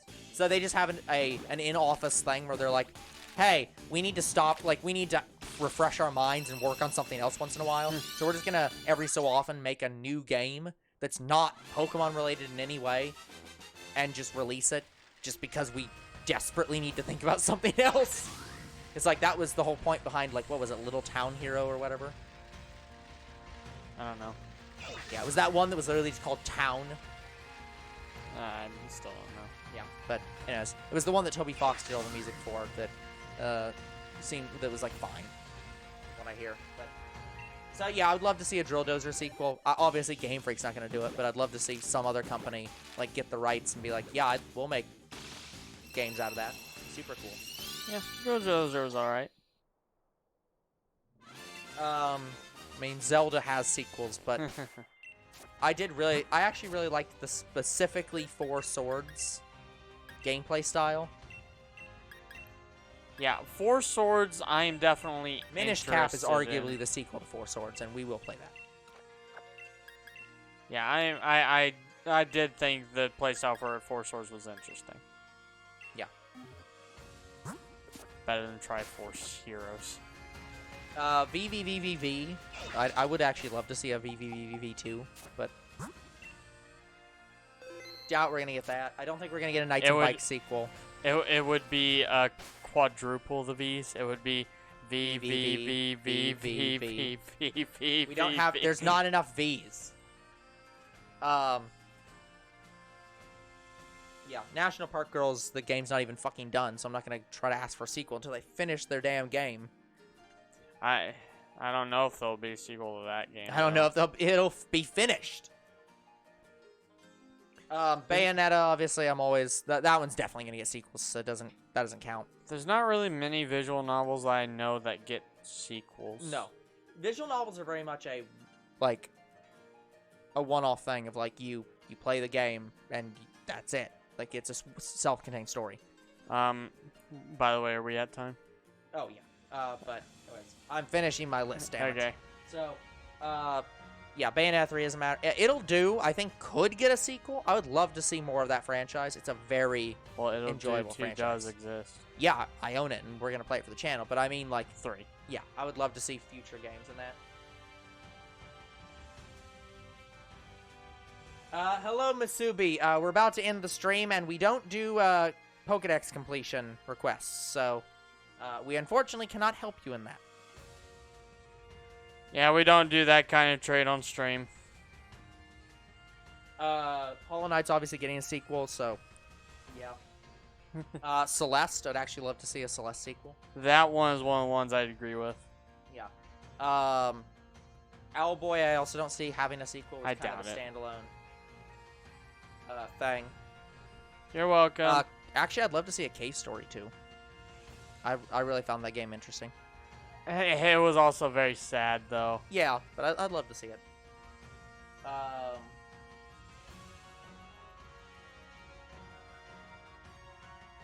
Again, I'd love to see a specifically Wind Waker continuation. I want to see Toon Link come back. It's like, I'd love to see Toon Link specifically. Because I enjoyed Phantom Hourglass. I mean, Wind Waker got an Trains. Yeah, Wind Waker got an HD version, so I could see it. Yeah, the Hero of Trains, like, was whatever. But, like, I enjoyed that game. You got to play Zelda. That was cool.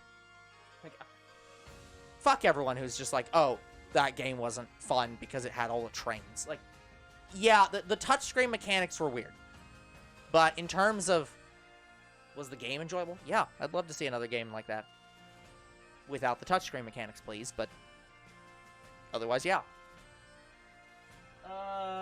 Ori has a sequel. Galaxy, I'd actually love to see a Galaxy 3. But I don't think we're ever gonna get that either. Yeah, unfortunately. Galaxy was pretty good. And then the obvious one, Bug Fables 2, please, immediately. I think that's gonna put down my damn life savings now. And then, yeah, anything to do with Deltarune, which is coming. Toby Fox is, I hope, never going to stop making those games. They're very fun. Star Force. Just, please give me Star Force Collection and then Star Force 4 now, please. And, yeah, that's basically it. Like, we're getting this Professor Layton sequel, thank God. I already said Paper Mario, and then Moonlighter was a fine game, but I don't think it needs a sequel. It's like it was a self-contained story. Like, I'm sure we could have another game like that, but... And Blue Fire was... it was fine. So... It wasn't the worst game in the world. Yeah, but, like, it wasn't one that I need a sequel for. Yeah. So, yeah, like, I think that covers pretty much all my opinions on the games that I've played and the ones that need sequels. Did I say Mighty Number 9? No. I don't know if I... No. Yeah, I think I skipped that one. Yeah, Mighty Number 9. I think it deserved a sequel. I think if you think that it was a bad game, that you were a whining bitch who just wanted Mega Man 11, you now have Mega Man 11. Shut the fuck up.